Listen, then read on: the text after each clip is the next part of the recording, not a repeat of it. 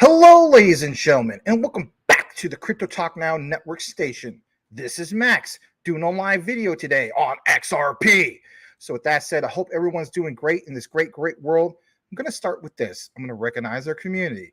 So in reality, I just came over from Teddy Ganja's channel, and it was nice being on a different platform for a change, and it was a nice experience. So shout out to him.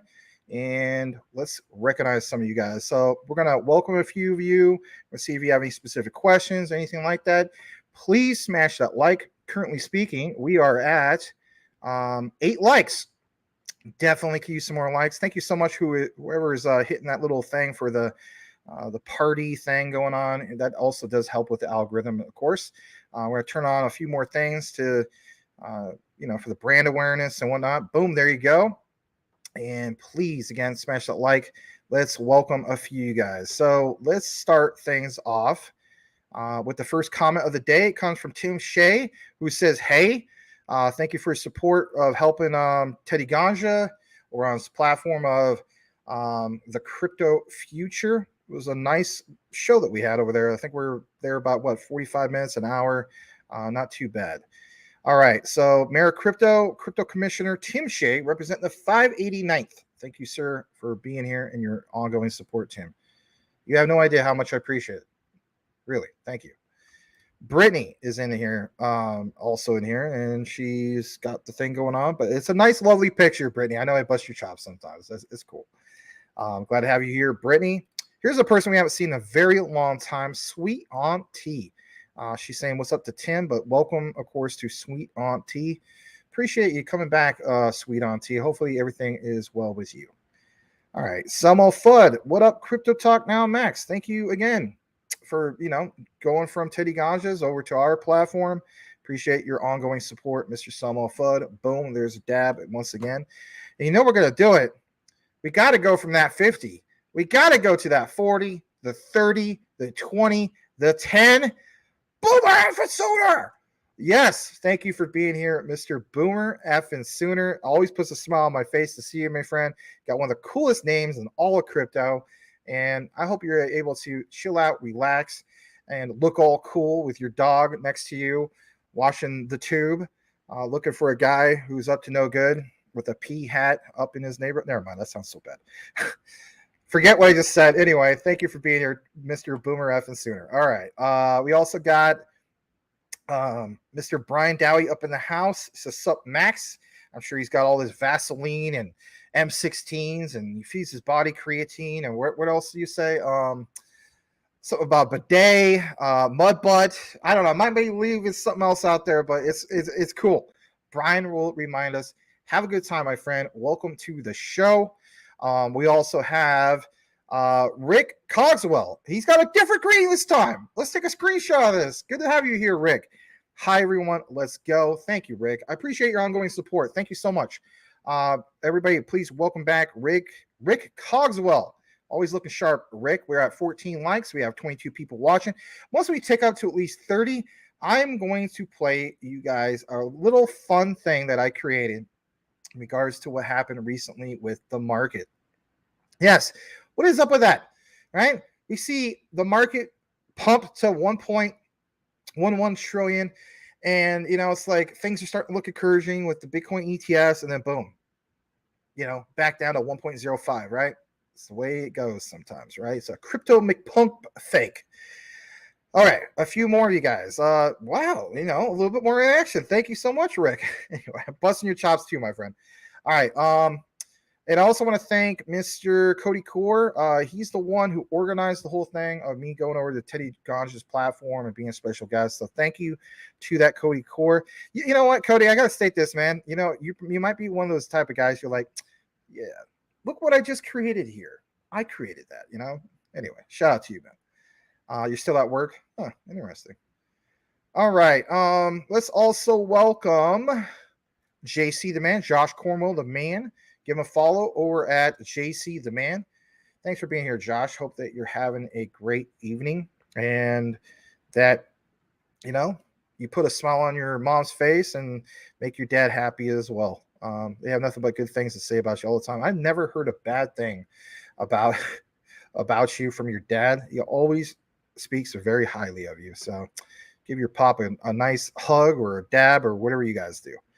All right, let's see here. Salamander XDC Commander, I bragged about you to Tenji Ganja a little bit over on his channel, talking about some XDC, my friend. Sal, let us know, man. Are you betting 3 for 3 on your XDC? Remember, March 20th, ISO 222. Well, then we saw Electronics Trade Documents Bill become an act on July 20th. So March 20th, July 20th. We're coming up here soon, my friend. Today is the last day of the month. And then tomorrow, shout out to Sumo Flood and everybody. We're going to be bumping our Bone Thugs and Harmony first of the month, right? Yeah, absolutely. I do it. It's tradition. Okay. I know it sounds corny, but I just do it.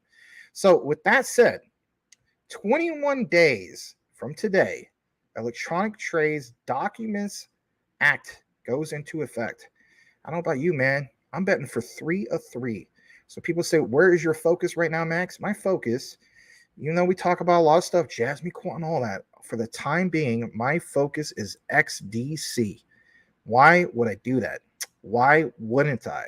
Let us know in the comments, Sal. We're always curious what you're doing, my friend. If you want to share it, cool. If not, thank you so much for being here, all right? Hopefully everything's going well with you. All right. Please smash that like. What's going on with today? It's just everybody, a lot of fear in the market. Is that what's going on? 15 likes. Please smash that like. You know how the algorithm works. You have to hit that like. I don't have to do squat, Max. That's true. That is true. But it does help if you care about this channel. It's not a sponsored channel, right? Please smash that like. That's all we ask. All right. Let's go further down into some more comments. Yes. 589th in the house. Sup, Salamander in space. Ahmed is here. Don't change the avatar, man. I love that avatar. Because at some point when it's 2024 and somebody's like, I voted, I'm going to literally say, yeah, and here you go. Here is the Ahmed, you want a cookie avatar, right? Absolutely. Welcome, Ahmed. And of course, he asking, when moon guys? All right, let's go further down. A few more comments. We'll get into the show in a bit. Elon Musk is here. Thank you for your support over on Teddy Ganja's channel, The Crypto Future. You could tell Teddy knows his stuff, and I'm glad that he educates his community. It kind of reminds me of what we got going on here, to a sense. Very cool stuff, man. Shout out to him. And that was nice that you dropped some super chats over on his platform. And let's see here. Sweet Aunt T, she says, Max, hi, everything well? Just sad bear market. I have a good feeling we are really close to a flip. I'll be here cheering when it does. Haha. I keep tabs on you guys, though. Oh, well, thanks. I look at all this fear as a blessing in disguise because you know what? I still need to accumulate. I haven't hit all my goals. I hit a lot of goals, right? My Jasmine, some of my XRP, my Stellar. But you know what? The gravy train, right? Yes. So, blessing in disguise. Count your blessings. Count them one by one. Count your many blessings, see what God has done. Just give you guys a heads up. My dad is back in the hospital again. Yeah, he hurt his knee really bad. You're going to see if he either broke his knee or he tore his knee. This is his 10th trip to the hospital since last October. The man doesn't need to go to the hospital anymore. He just needs to not have anything bad happen to him. Thoughts and prayers, obviously, with my dad.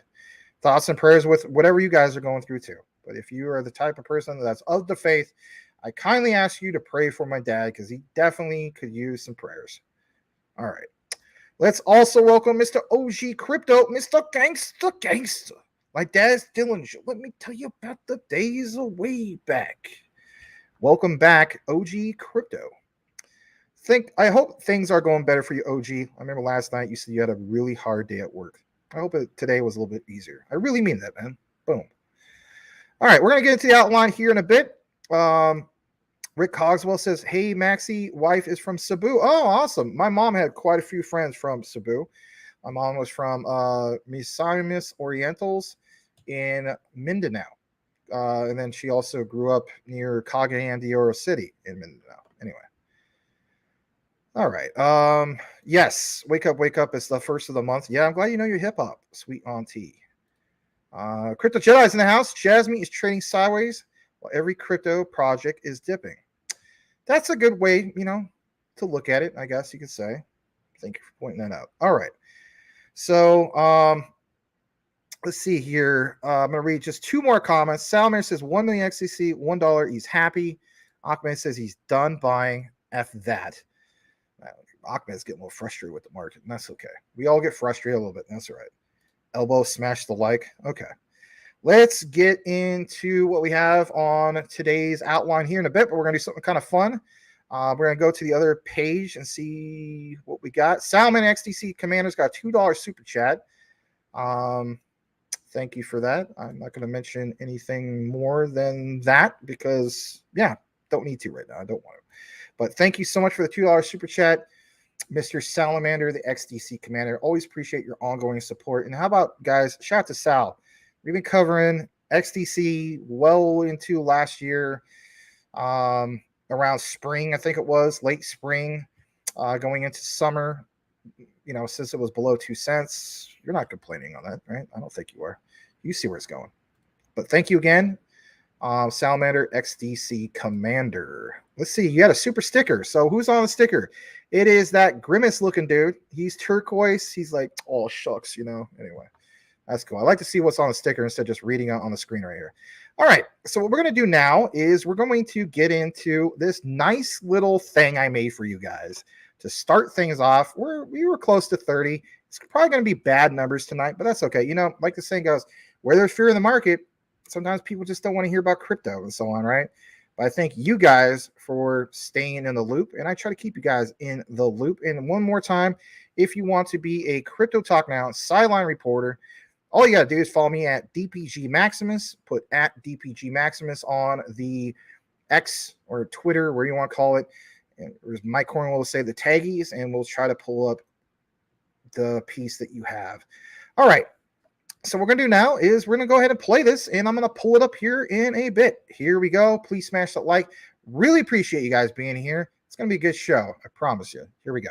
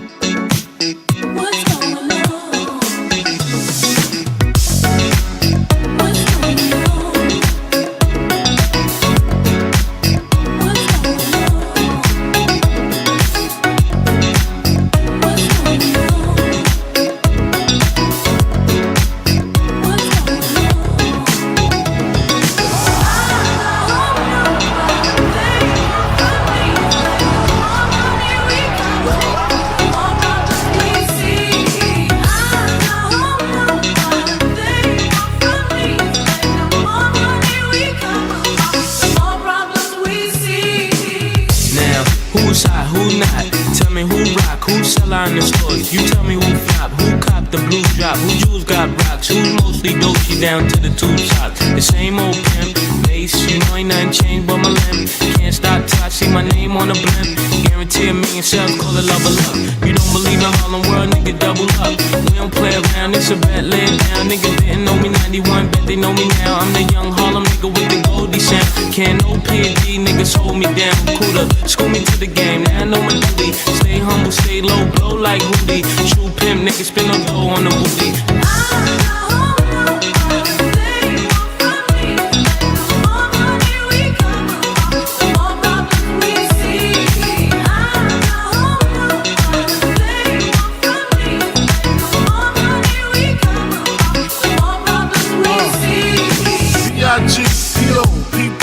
No info for the DEA. Federal agents mad cause I'm flagrant. Tap myself and the phone in the basement. My team supreme, stay clean. Triple B, lyrical dream. I be that. Catch a seat at all events bent. Gats in holsters, girls on shoulders. Playboy, I told ya, me and Mike's to me.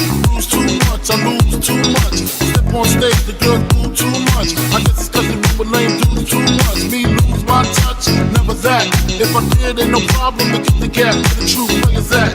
Throw your rollies in the sky, wait side and keep your hands high while I give your girl an eye. Play it please, lyrically, nigga C, B.I.G.B. flossing, jig on the cover of Fortune, 5 double O. Here's my phone number, your man, I got the know, I got the dough, got the flow down, Zach, platinum plus, like Zach, dangerous on Trizak, leave your ass for Zach.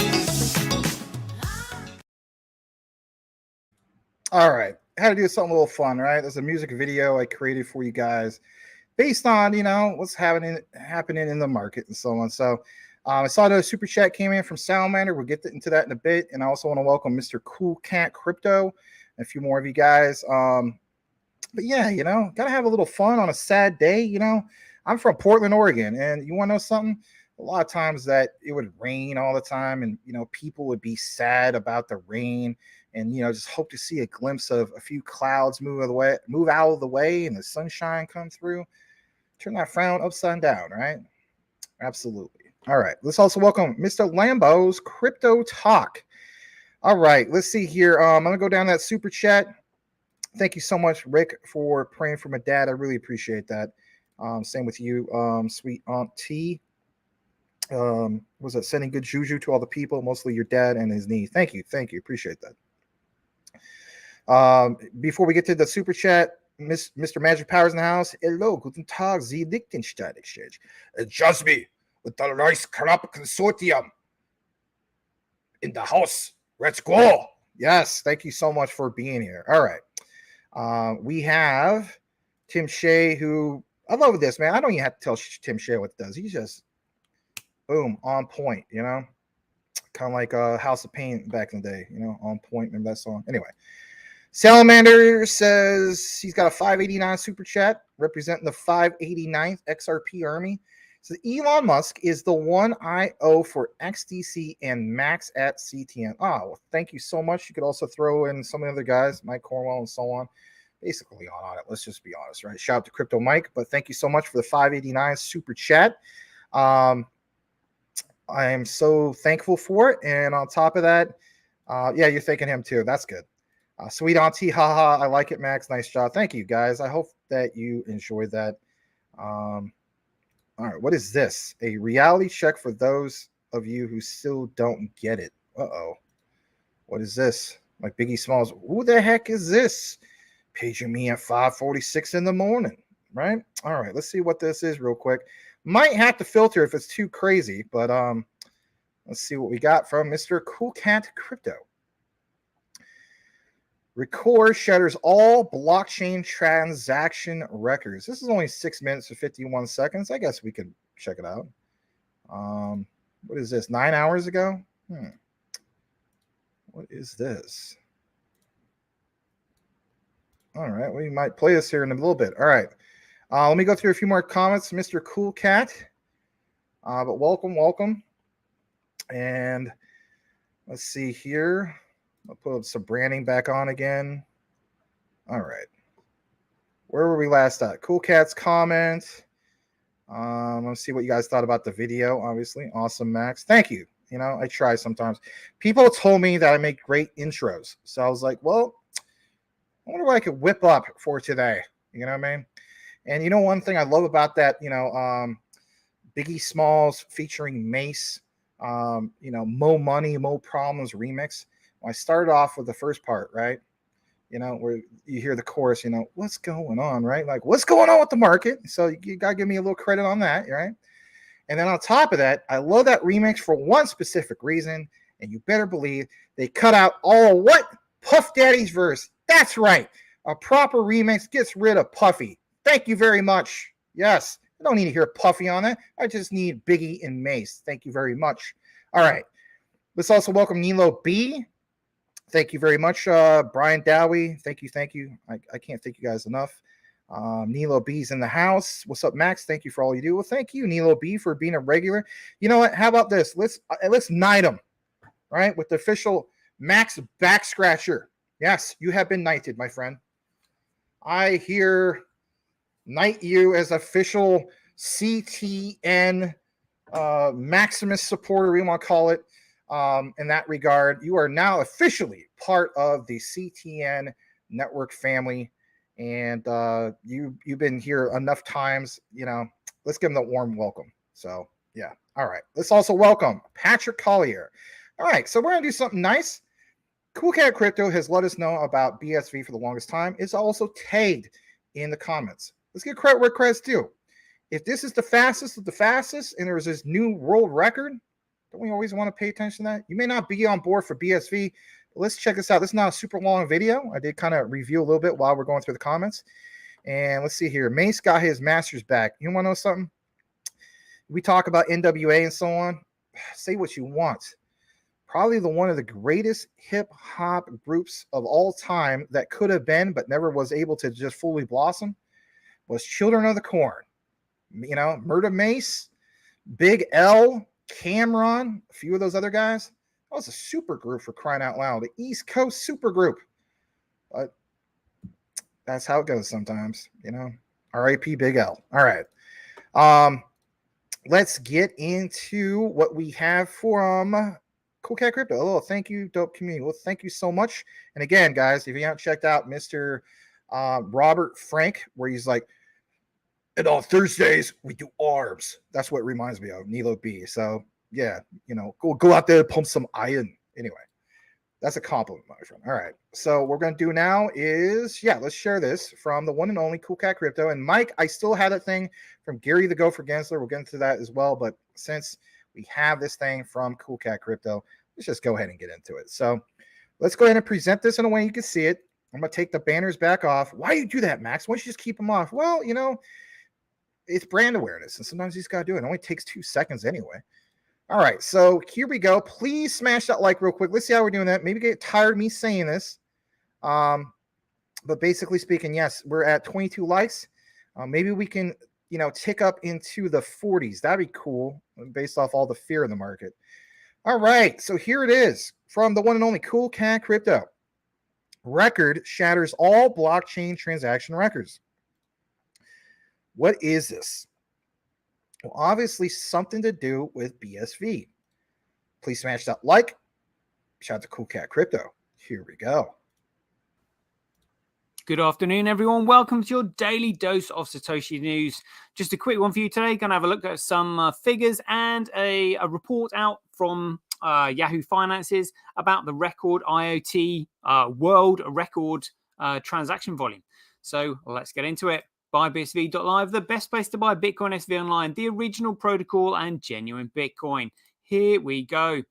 Right, let's have a look at these figures coming through. This is sensational stuff. So we can see the transaction is still 81, but the block size massively increased. We're now at 96.43. So let's have a look at some of these block sizes coming through here. Look, so double figures, 12, 13, 34, 40, 50, 87, 57. But down here, look, 146. That's more like it. 178, 347 megabytes, 15 and 97. Let's just have a look at this in more details. See if we can get an idea about how long they've been sustained for, which was the biggest one. Look, 347, 106, 175, 30, 51, 18, 26, 37, 26. Yeah. They've, look at it, 193, 184, 119. Remember, if you listen to the Bitcoin Core folks, 455 megabyte block. That's almost half a gigabyte, although we have seen gigabyte blocks. 189, 159, 140. Huge amounts of data coming through here. 120. This is just 1 day ago. Then they got just huge amounts of data starting to come on chain just recently. So we should be able to see this in some of these graphs here. There we go. Look at that. Look at that. Daily average Bitcoin block size by network shooting up. You know, those boys over at Core said it couldn't be done. Blockchain technology can't scale. What an absolute load of cobblers. Utter cobblers. However, what is quite interesting is that I can't see these on any applications. Obviously, they're not showing here over 24 hours on protocols. So I'm not showing here on bsvdata.com on applications. So I'm not sure who's doing this, but something is doing it, because you can definitely see them on what's on chain. But let's get into the article that was on Yahoo Finances. Check this out. Record, as in with a K, shatters blockchain transaction records. So this was out in a Newswire. So, but this is dated 30th of August. So new for Yahoo Finances. So it said 128 million Switzerland. So yeah, so this is a BSV blockchain ecosystem. So press release. Records platform processed unprecedented on-chain transactions, challenging and surpassing the previous world record of 85 million transactions. Record broke the 100 million transactions per day mark with 128 million transactions within a 24-hour period. This record-breaking accomplishment was part of a broader client proof of concept to test the entire workflow from collecting manufacturing data via IoT devices and placing the information on chain. The first record, then followed by a second world record by Record, that's Record with a K, team, where they carried out the most transactions in a single block. Block height 804142 contains 7.1 million transactions and cost 1.35 BSV, which is $32, equating to 0.000005 pounds per transaction. Let's have a quick look at this. My goodness me. Here we go. Total fees. So it's a 1.3 BSV. Yeah, transactions, 7.1 million transactions. Oh, in one block. Oh my goodness. Oh my goodness. And that was just 2 gigabytes in size. So minute transactions, but huge transaction volume. Which wouldn't be capable if blockchain couldn't scale. Remember, it's the volume of transactions that it has to deal with, recording each and every transaction volume on the network. Absolutely phenomenal. Phenomenal. The 2 records were enabled due to Record's collaboration with TAL, which compressed approximately 80% of the transactions, and Gorilla Pool, which processed around 20%. During the build-up to the test and the test itself, Record spent approximately 50 BSV, just 1.2, $1,200 pounds, equating to an average cost of 0.000009 pounds per transactions over the 24-hour period. Record with a K is set to become the consistent large producer of on-chain transactions on the BSV network due to contracts with data-heavy customers looking to leverage the scalable nature of the BSV blockchain. James Merchant, founder of Record with a K, said, "We are thrilled to have achieved this significant milestone in BSV ecosystem. Our platform's ability to handle such high volume of transactions demonstrates the scalability and robustness of the BSV blockchain, and proving it is the only blockchain that can handle data often required by IoT services." With this record in hand, Record with a K's future looks promising. They are targeting £35 million in revenue in the first 12 months of operation, and potentially adding mining capabilities and building their own node software to maintain control over data collection via IoT. That is massive. About Record with a K. Record with a K is a company building bridges between devices, machines, and indeed anything with IoT connectivity. The BSV blockchain. And the BSV blockchain. Record IoT is a next generation infrastructure company offering IoT as a service. Oh, absolutely fantastic. And that's the original source, which is the PR Newswire services. Yeah, don't really want any of those. There we go. Fantastic stuff. Right, that is a 6-minute show. We'll leave you there. Hope you enjoyed it. As ever, be aware, take care, stay safe out there, and we'll see you in the next one. That was impressive. Whether you're a person that's for BSV or not, you, in my opinion, would recognize that has to be impressive. I want to look more into this. I will look more into that. Oh my gosh. And especially the whole thing with Internet of Things. What's one key thing that we cover here all the time here at CTN is what? IoT, Internet of Things. So shout out to Cool Cat Crypto. Wow. Very, very impressive. Record with a K. Let's look more into it. Okay. We will. And if anything, maybe possibly tomorrow, I'll bring it to you guys next week. I'm definitely keeping it on my tabs of one to look into. Very, very impressive. Thank you for that, Mr. Cool Cat Crypto. Getting into a few more comments. Let's welcome Bobby. He says, dang, he's late. Hi, Max JS.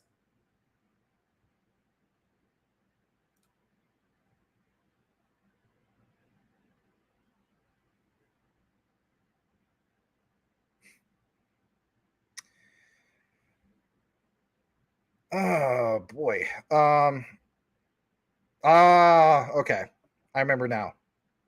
You guys were giving me crap about this before. Just stating or something like that. I don't know. Okay. Boy. All right. Hi, everyone. Has he mentioned Dovu yet by chance? Okay.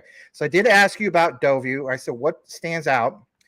And according to the notes I have here, you said on the reply that in regards to Dovu or Dovu, I don't know how to pronounce it, you believe that they have been quietly building and waiting for the governments to force corporations to offset their carbon emissions, which you think will happen over the next couple of years. Okay. Well, no, I didn't mention that, but I did now.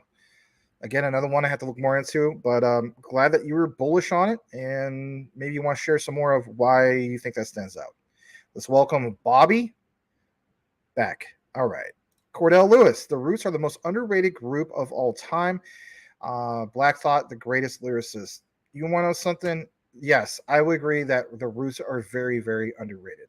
I was listening to the Roots long before they did the whole thing with Jimmy Fallon in that regard. So, yeah. All right, let's go further down to some more comments. Yeah, I did share that on the screen. Thank you for that again, Mr. Cool Cat Crypto. Keeping us informed. Massive blocks there. Yeah. All right. Cordell Lewis is saying what's up to Boomer. All right, let's see what else we got up here. Chris Stark. I don't know if I've ever seen you here before. I want to give you a warm welcome. He says that he usually works and listens. He's always hold on. You always love learning from us. I think it's a typo. Man, that rocks. Thank you. You know, I always appreciate the feedback, especially feedback like this. And especially when I see somebody who's like, you know what? I need to stop just being this guy in the background. I need a comment. Thank you for taking the time to actually comment. You have no idea how much that means to me. Thank you. Let's give Chris Stark that warm welcome. Consider changing your avatar. Something speaks more of who you are, what you're about. If you want to do something like your favorite cryptocurrencies and avatar, you name it. That's cool. Thank you again. And everybody who's listening to us on their work break or through work or, you know, like River, I think he has like a work bench or whatever, and he listens to us and so on. I think it's so cool, especially our truckers. Shout out to Linois, Iron Mart Online, and some of the other guys out there. All right, L. Wright Sr. There's another guy, Rocky Romano, I think is his name is. He's also a trucker. Shout out to him too. L. Wright Sr., welcome back. Hey, Max, good everyone. Thank you for being here. Cool Cat Crypto says, absolutely sick amount of transactions in 24 hours. Yes, you did point that out. Thank you. I know, but yeah, he kind of got me on that. You got to keep in mind. So Mike Cornwell got me on that originally. He didn't do the JS. He did the other one. I'm not going to say what that is because some people are going to go with that too, and it's going to freak me out too. But yeah. All right. Anyway. And for the record, I do have plenty of friends that call me Max in real life, right? One of my best friends, Chris Hahn, has been calling me Max since he was 12 years old. So, you know, I've literally been referred to as Max for over half of my life. So if people want to say, yeah, whatever, man, you know, yeah, okay. It did start with Maximus, and it did start with the movie Gladiator, and the rest is history, okay? But no, my parents didn't name me Max, if you want to get super technical. I am truly Mr. Stanley, though, and I will leave it with that, okay? I'll leave it with that. Well, obviously, then there's a J in the front of the Mr. Stanley. I'm going to hunt this guy down. Oh, okay. Well, not fully doxing myself. All right, Bobby, I left a couple more messages about it under the first one. Put a good amount of info there. You did? Okay. Well, maybe we could pull that up. So let's see here. You put it under the crypto pump one. All right. So I asked you, you know, Dovu, what stands out for you in regards to that? We talked about the part about the emissions. What else is there? You must have said some kind of thing on the filter. I'll have to approve the message, and that's going to take some time. I'm sorry about that. YouTube is really, this is one of the things they get complaints about. All right. So what I'm going to do is later on today, I'll remember to go through and push you down as approved. You can post whatever you want as long as you don't say something ridiculous, right? But that's what happened. It chopped off 2 of your messages because I did see where you have 3. It's only showing 1. So I'm just giving you a heads up about that. We'll probably show it maybe tomorrow. Because what is it today? Today's Thursday, right? Yeah, tomorrow's my buddy's birthday. He's going to be 39.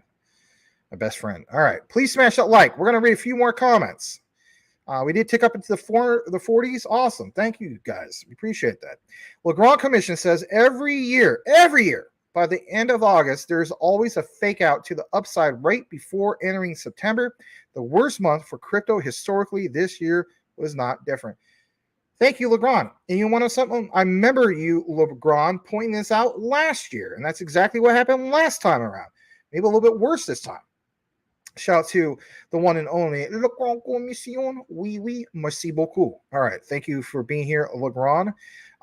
River is also in the house. Thank you being here, River. And let's see, Samo, Slim, the one and the only King, Mo. Interesting. All right. Leverage is the devil. Well, yeah, but if you're, Coochie Boy or Elon Musk, you've done pretty well. But at the same time, you also got, hurt a little bit too. Don't sleep on WazPay and A0. I hear you. I'm just choosing not to cover WazPay anymore for own personal reasons. If you guys do well in WazPay, I hope you continue to do well. People have asked me, why don't you cover it anymore? You had a good video about it. I'm just not looking to cover it anymore. Again, it's for personal reasons. I got some info for somebody who's a deep dive person. It has nothing to do with the whole religious thing. I'm not that type of thing. I have, that's not it. It's from a person that gave me some information about it, and I was like, I don't want to flood it, and it's not flood, but for personal reasons, I'm just not going to get more into it. I just don't want to cover it anymore, and I won't. A0, though, I might. Tokenizer talks about it quite a bit, and there's got to be a good reason for it. We did kind of give you guys an intro about A0 in the past. If you're heavily invested in the WazPay, awesome. It might very, very well do well, and that's cool. All right, so let's see here. Thank you for responding, bro. Yeah, you're welcome. No problem. I'm sorry that it chopped off 2 of your, comments. I mean, it's ridiculous. This is the whole, problem of YouTube and free speech and so on. I mean, if it was Twitter, yeah, forget it, right? Like, you've been fine. Rumble, you've been fine. All right. Cordell, those roots are tighter than nappy hair. Interesting. You guys ever listen to Nappy Roots back in the day with a song called One Hit Wonders? Oh, no, hell no. Y'all went up and done it. Remember that? I think it was the year 2000, maybe 2001. I don't know. All right. Let's also welcome Michael Montclair, who is in the house. Boom. Welcome back. I'm glad you're feeling better from the other day. All right, so we're going to jump into what we have, a little bit more on this outline for you guys, but in the process of doing so, I do want to share this one. It is from A Chain of Blocks. Some of you guys like him, some of you guys don't. Let's put the politics aside. He did have a very cool video shared from the one and only Elon Musk, Mike Cornwell. It's called Now Ripple IPO Guaranteed, XRP plus 950%. Ooh, interesting, right? A lot of us are obviously invested into Ripple's XRP.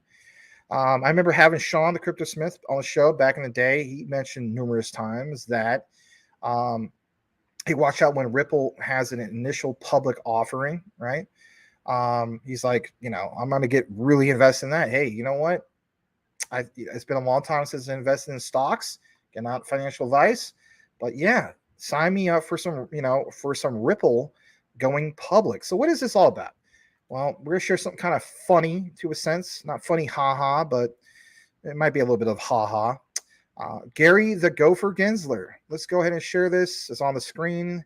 And I'm going to go ahead and full screen this. Please smash this like. I don't know if we play the whole thing, but it's interesting. Again, welcome to the show. Let's go ahead and play this. Here we go. The decades-old Ponzi that we have been running will finally collapse. I also want to add, my friends at JP Morgan and Goldman Sachs are panicking as their clients are starting to leave. I tried my best to label all crypto as securities and failed, and you guys failed to see the impact crypto would have on our homemade Ponzi. The only way to profit from this situation is to buy more Bitcoin and block bank. I am such a virgin on God. When I go to bed, I often cry by myself that I didn't buy Ethereum when it was at 1K. The only reason I'm fighting against all these companies like Grayscale is to get a better entry on my long-term holds, for fuck's sake. Now, I do have to tell you that was satire. Now, I'm not telling you that because I think you're a moron, but inevitably we will get a moron in the comment section telling me that wasn't really Gary Gensler. Yeah, I know that. But with the market crashing and these unelected elites doing everything they can to ruin our country, sometimes I have to take a second to laugh in order to keep from crying. But this right here isn't satire, unfortunately. Running for re-election in 2026. That's right.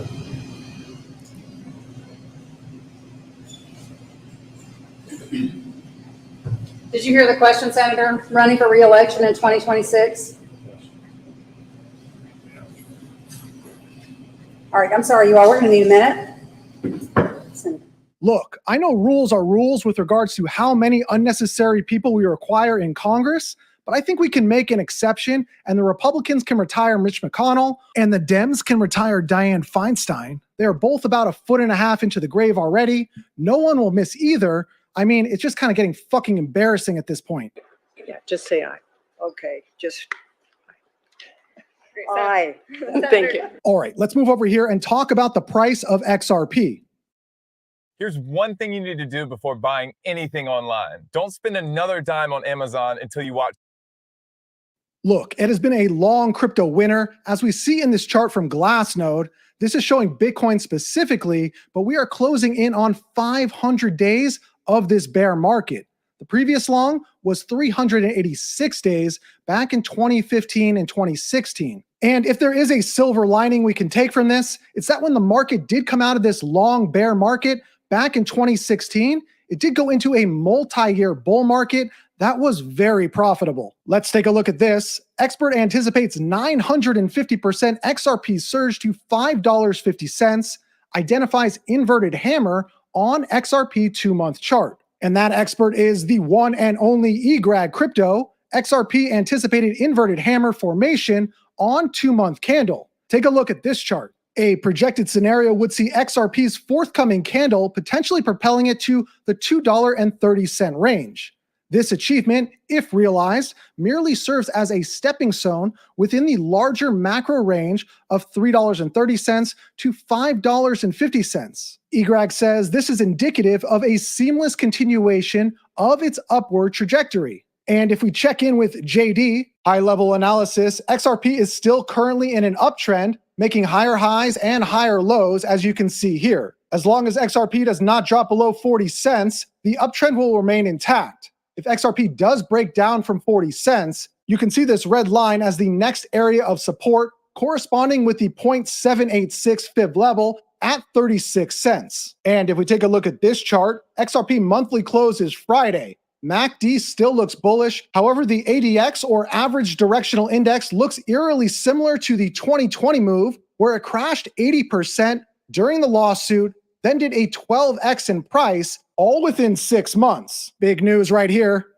PitchBook algorithm predicts Ripple has a 98% chance of going public. This is actually really interesting from Linda P. Jones. PitchBook has an algorithm that analyzed 64,000 past successful exits of private companies by IPO or merger and acquisition since 2018. They analyze data such as frequency and size of fundraising rounds, number of patents, number of employees, number of acquisitions made by the company, total addressable market, revenue growth, active investors, and financial maturity of the company. The model then comes up with a score to give each company a probability for successful IPO or merger and acquisition. There is no time frame given, but there is a 98% chance of a Ripple IPO according to the algorithm. And here is some live video of Gary Gensler when he heard this news. Take a look at this from Ellie Tourette on Twitter X. Scoop. SEC Chairman Gary Gensler has agreed to testify before the U.S. Senate Banking Committee on Tuesday, September 12th, and before the U.S. House Committee on Financial Services on Wednesday, September 27th. Guess who's back? back again. I'm just Gary's back. Tell a friend. Guess who's back? Guess who's back? Guess who's back? Guess who's back? Guess who's back? Guess who's back? Guess who's back? Na na na na na na na na na na. So there is no doubt we will see a little of this on the 12th. I hope you will take note of the frustration that so many members have had and outside of this chamber have had specifically on the job that you're doing. No, I'm speaking on my own behalf. Did you coordinate with Democratic staff? And I ask because it happened before, and I want to be clear whether you operate of your own accord or whether there's some sort of coordinated approach to the damage that you're inflicting on America's capital markets. This committee is not happy with that attitude or performance. Your responses have been inadequate. Can you explain why you failed to answer my letter, Mr. Chairman? You've been an incompetent cop on the beat, doing nothing to protect everyday Americans and pushing American firms into the hands of the CCP. Your intention to work against SEC mission and put American investors in harm's way has been made very apparent. You need to answer to Congress about the issues that you've had with the SEC staff union, the work environment you've cultivated at the SEC that's led to hemorrhaging of senior staff. And once again, I find you trying to hide behind things for either a lack of willingness to be candor about it, or you're trying to obfuscate your oath of office, which was well and faithfully. No should be a very simple answer for you here. I think that uncertainty is bad, is it not? And I think that Congress has said that there's one agency, the Securities and Exchange Commission, under this committee. And you won't answer my question, and you're the head of that agency. So give me a break. Come on. Which will lead to this. And then on the 27th, it'll just be a waste of taxpayer dollars. It's always good to see you, Senator. I enjoy our times in our private talks and in these hearing rooms. The feeling is mutual. He then went on to say, I've been telling the missus we need to get good old Gary up to the farm in Louisiana so he and I can oil up each other's balls real shiny like. Moving over here. There's one simple vision hack anyone can use to improve vision, so you can say goodbye to your optometrist for good. Did you know that Bitcoin to $185,000 if spot ETF is approved? Expert. And that expert is Tom Lee, who's a regular contributor to CNBC, who said this. If the spot Bitcoin gets approved, I think the demand will be greater than the daily supply of Bitcoin. And so the clearing price, this is done by Sean Farrell, who's our crypto digital strategist, is over 150,000. It could even be like 180,000. Meanwhile, back at the SEC, and in case you missed it, Google plans to establish operations in El Salvador. You can see in this press release, throughout this 7-year strategic partnership, pending legislative approval, Google Cloud and the government of El Salvador will work together to put cloud technologies at the center of the country's modernization effort in 3 distinct areas. And those areas being digital government, healthcare, and education. Now, Google is the first major tech company to make this move, but they will not be the last. Just like we see time and time again in sports and business, it's a copycat league. When someone does something that works, everyone then does it. And the reason I know this is going to work is because El Salvador is now charging tech companies no tax, no capital gains tax, no property tax, no tax on import tariffs. In addition to that, they are spending $61.2 million to create 2 of the greatest hospitals in Central America, if not the world. So the smart move right now is just find out where Google offices will be and go buy some real estate in San Salvador. At least you won't have to deal with this clown show. Too many frauds and scams. These clowns trying to take us down. What a guy. Wow, what a guy. Wow, what a guy. And let me just say, everything referenced in this video is linked in the description box below. Talk to you next time. All right, I want to talk about something real quick in regards to what you just heard from A Chain of Blocks, okay? I'm subscribed to him. A lot of you guys are as well. And that basically is El Salvador. Now, I want you guys to think about this if you have been following the whole thing in regards to El Salvador for the last couple of years or more. As you know, El Salvador went all in big time when it comes to Bitcoin. And if anything, they've been kind of wrecked ever since then, right? They're betting on the whole idea of a lot of us, like what we're betting on as well, and that is BTC is going to be worth a heck of a lot more than 69K in the future, right? You got to keep in mind where they made their position on it and so on. So these reports of 180K Bitcoin is big. Some people say, why would they not charge capital gains taxes and so on? Think about it. If they're going to be making all this money in the future of 180K plus Bitcoin or per Bitcoin in the future, why would you all of a sudden tax people? You're trying to create that incentive for the Googles of the world and so on to come and obviously, do some big things in your country, like literally investing into your country. It's a win-win for the innovators of the world. It's a win-win for the country. You name it, right? So there's that. Another thing I want to point out is what we showed you guys earlier in regards to XRP, a public offering. You saw Zach Rector. He felt as though that, I don't know if I showed you the whole, I didn't show you the whole interview, but yesterday's show, I showed you that clip in regards to Zach Rector and, the concept of like, a true Ripple victory over the SEC, not a 2/3 victory, but like a full victory, right? And, a lot of people, or I should say a lot of people, but Zach Rector, a few other people from, the XRP community, especially those that attended the Vegas event. I shouldn't say the Vegas event. That sounds bad because it reminds me of Saitama. Anyway, but in reality, the whole thing that happened, the Ripple XRP conference, right, have stated that, yes, something big is going to happen in September. So there's all these things. There's, the rumors of more ETFs, all this stuff, right? What has happened recently in regards to the market before the market started popping off a little bit, right? Some of these, spikes, okay? I didn't have a chance to share it with you guys the other day, but I wanted to share it with you guys now. And so if anything, I'm going to pull this up. And I did share a little bit about this on Teddy Ganja's, but not fully, okay? I was reserving some of it for here. So please smash that like. Let's jump into it. This was technically the weekend update that I was going to share with you guys either on Monday or Tuesday, but nonetheless, we're going to just jump into it right now. And basically speaking, I'm going to blow this up as much as I can. So, if you're like Boomer F and Sooner or Mike Cornwell viewing from your couch, it's nice and big. So here it is, okay? That weekly update. You may feel as though this is old news. Not exactly. This gives you an idea of what the heck happened before the whole thing with ETFs, okay? So, yes, following a severe crash 2 weeks ago, the crypto market stabilized this past week. Now, you got to keep in mind, it says 2 weeks ago, so we're roughly going about 2.5 weeks into this.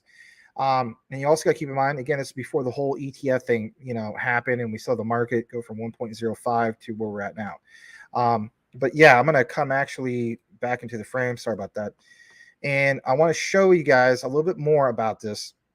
So there's a mixed bag of economic and industry developments that left investors either wanting to buy the dip or join the selling freeze. Now, or frenzy, excuse me. Over on Teddy Ganja's channel, I was mentioning some 3 key things about how Bitcoin was BTC was basically oversold. We'll get that in a bit. But yes, Bitcoin was flat on the week, as in last week. So was ETH.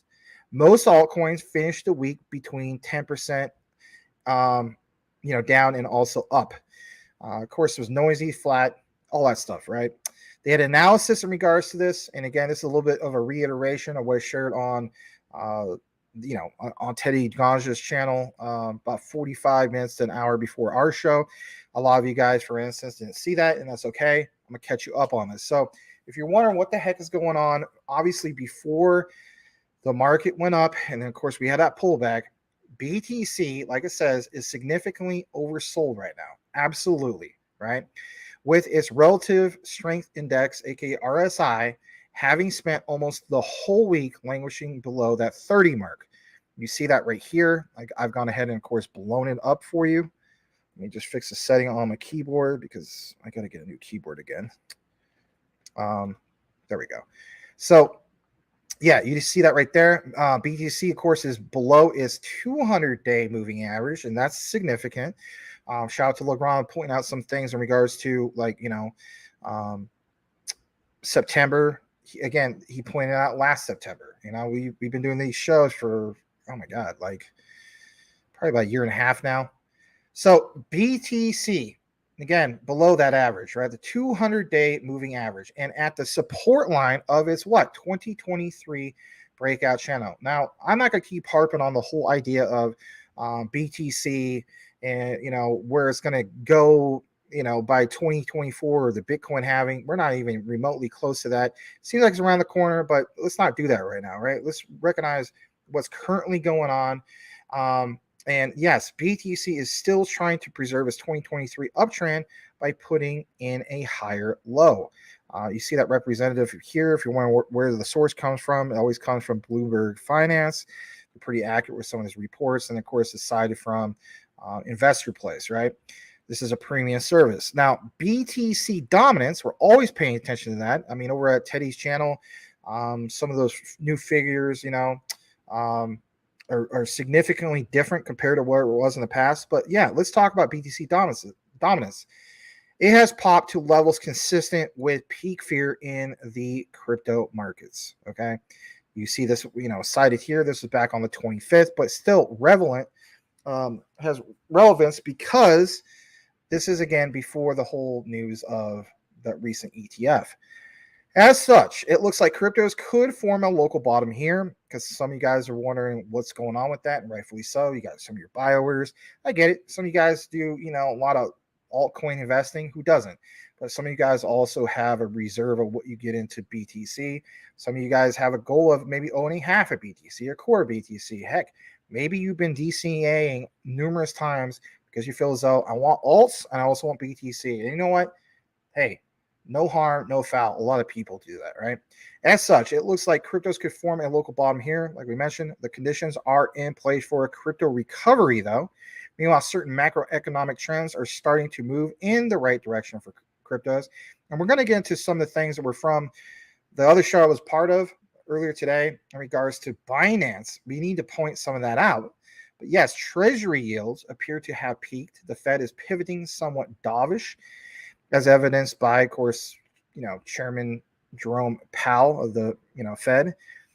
He had a speech, of course, last Friday, in which he stated that rates are definitely in very restricted territory. Consumer sentiment is improving. But how about this real quick, all right? What about the consensus? What is the narrative in regards to all of this? Well, basically speaking, the government needs to regulate crypto. Well, no, Sherlock, right? The SEC needs to chill the hell out. I mean, you saw the whole thing of some of those interviews of members of Congress, hammering Gary Gensler.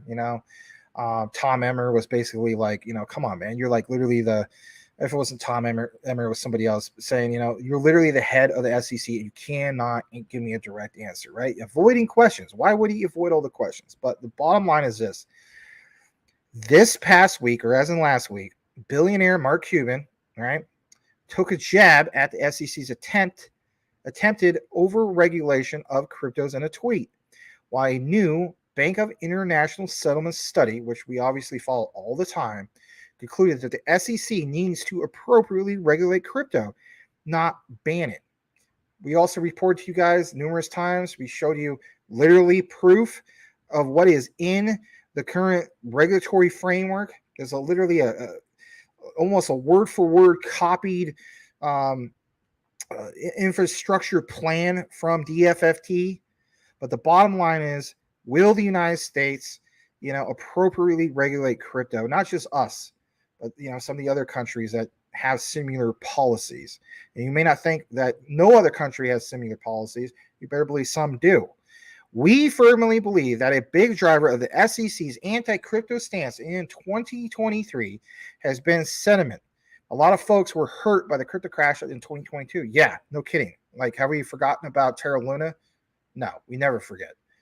The SEC felt it needed to step in and be the hero to save those hurt folks. They did it absolutely the wrong way. We reference Japan all the time. They did it the right way. How do we know they did it the right way? Actions speak more loudly than words, right?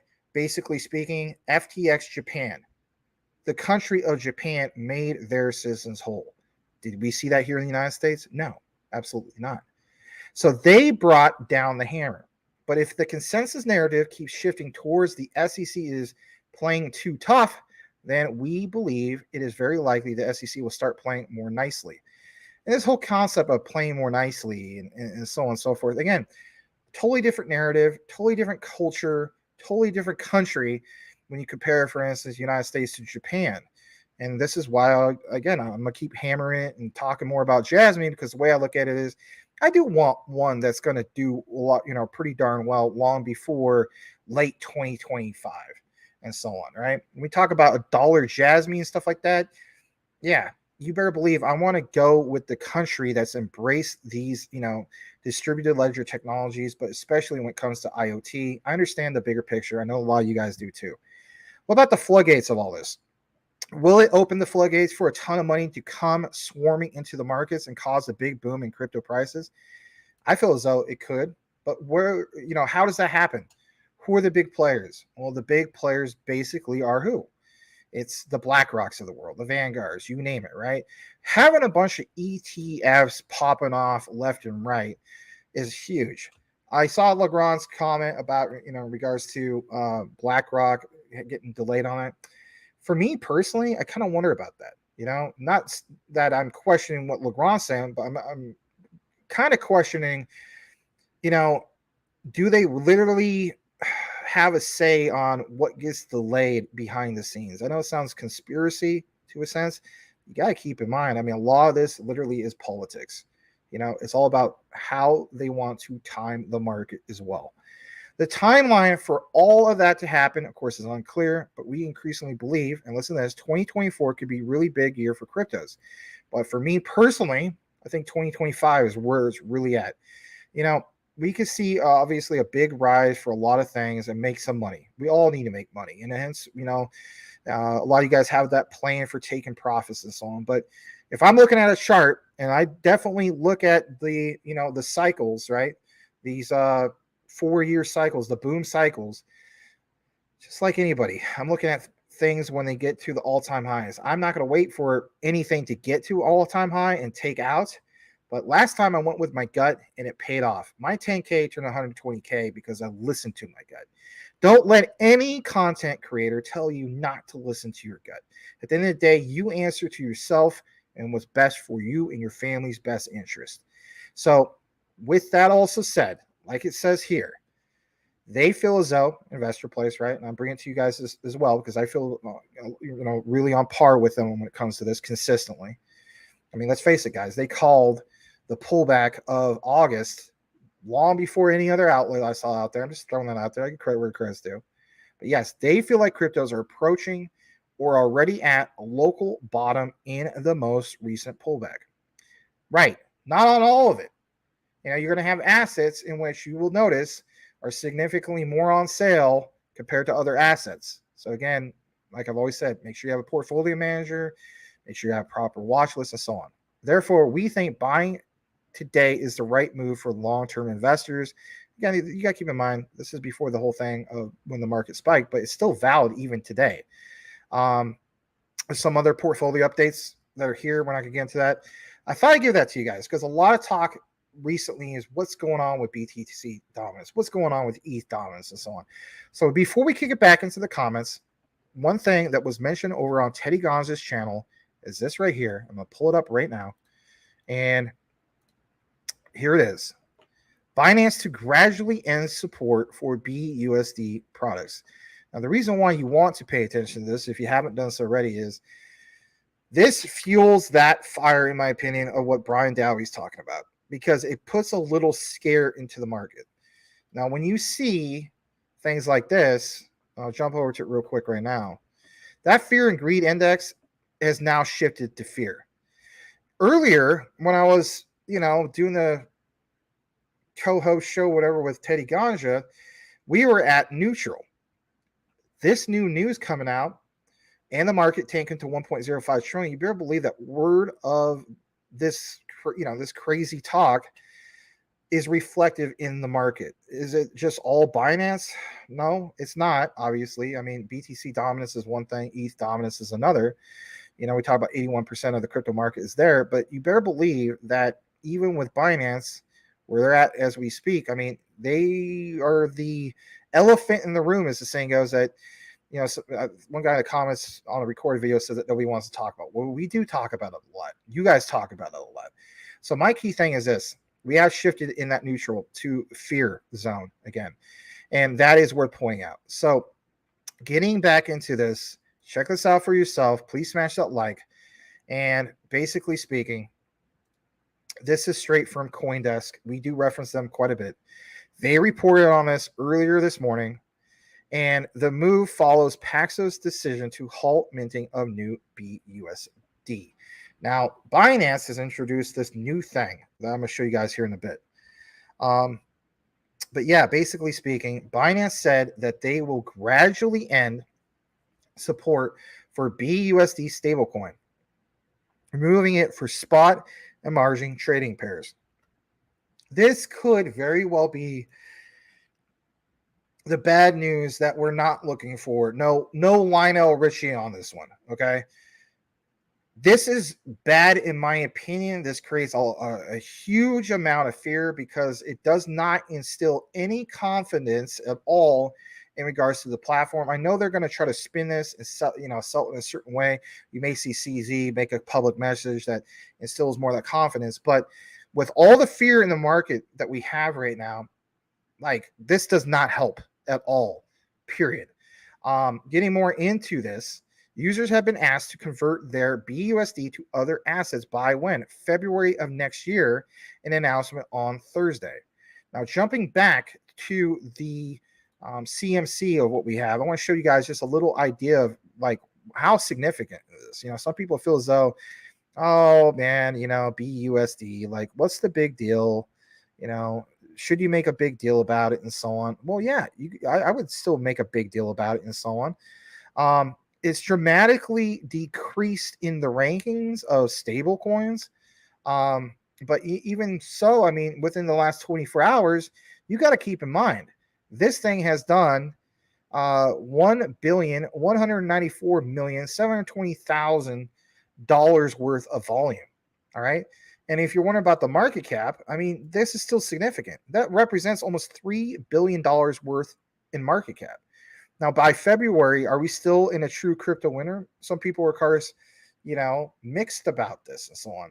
So, some people feel as though this is not that big of a deal because we're getting enough time about it and so on. But again, keep in mind, there's a lot of shady crap that Binance has obviously done. We cover Jasmine all the time. We've seen the market tank. They literally single-handedly tanked Jasmine's market cap, the price of obviously the coin and so on, dramatically. We were getting all that momentum to go to 1 cent, and then it was just like, you talk about meme token projects that rug pull on you. I mean, call it what you want. It was kind of like, CZ and Binance basically like rugged on us when it came to Binance US. I looked at it as, okay, you know what? I'm not sweating it because I'm holding Jasmine long term for multiple years.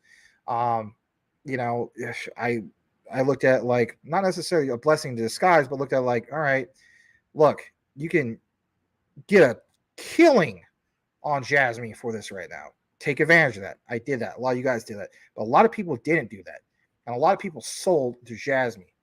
What is going to happen as more of this news passes, and if anything, we find out more crazy news, and I hate to report on crazy news because I'm more the guy that I want to see solid evidence.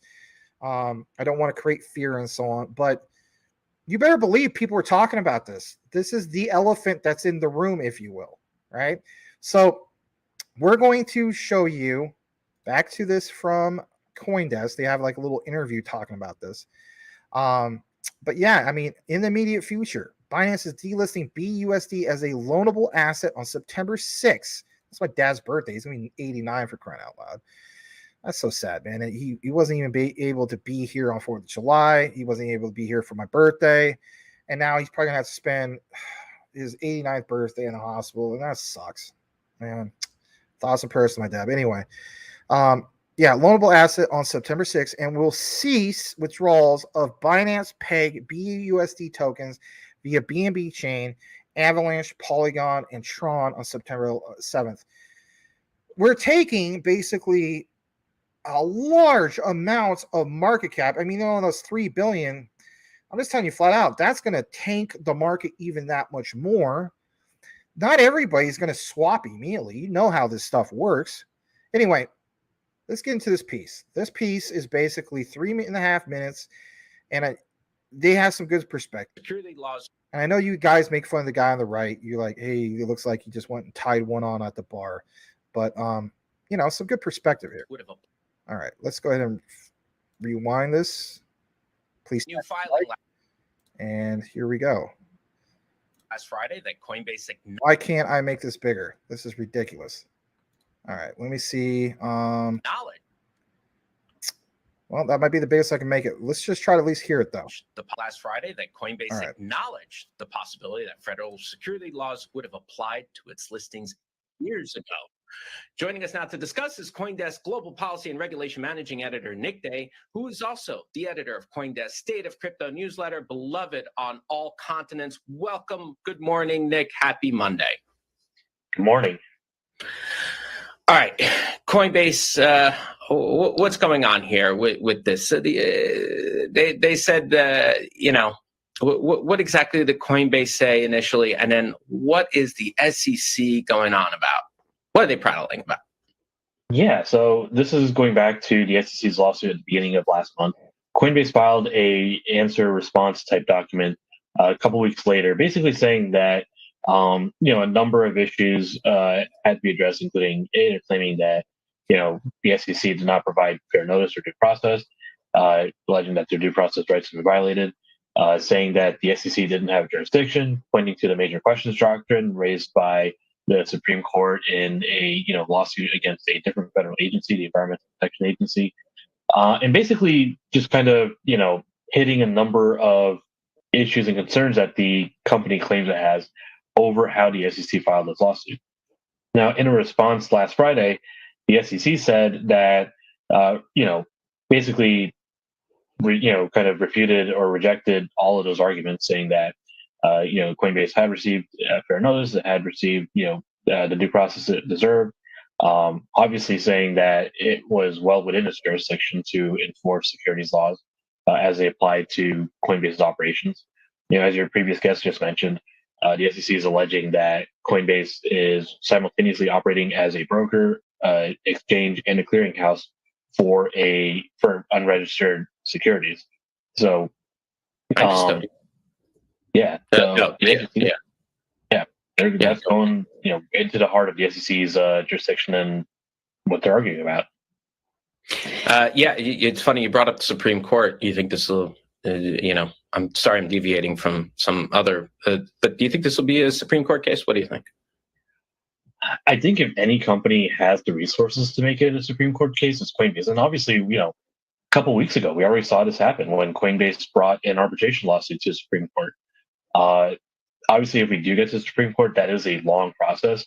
You know, what we'd have to see is, first off, Coinbase and the SEC would have to go through the normal trial. So this is at the, you know, the district court.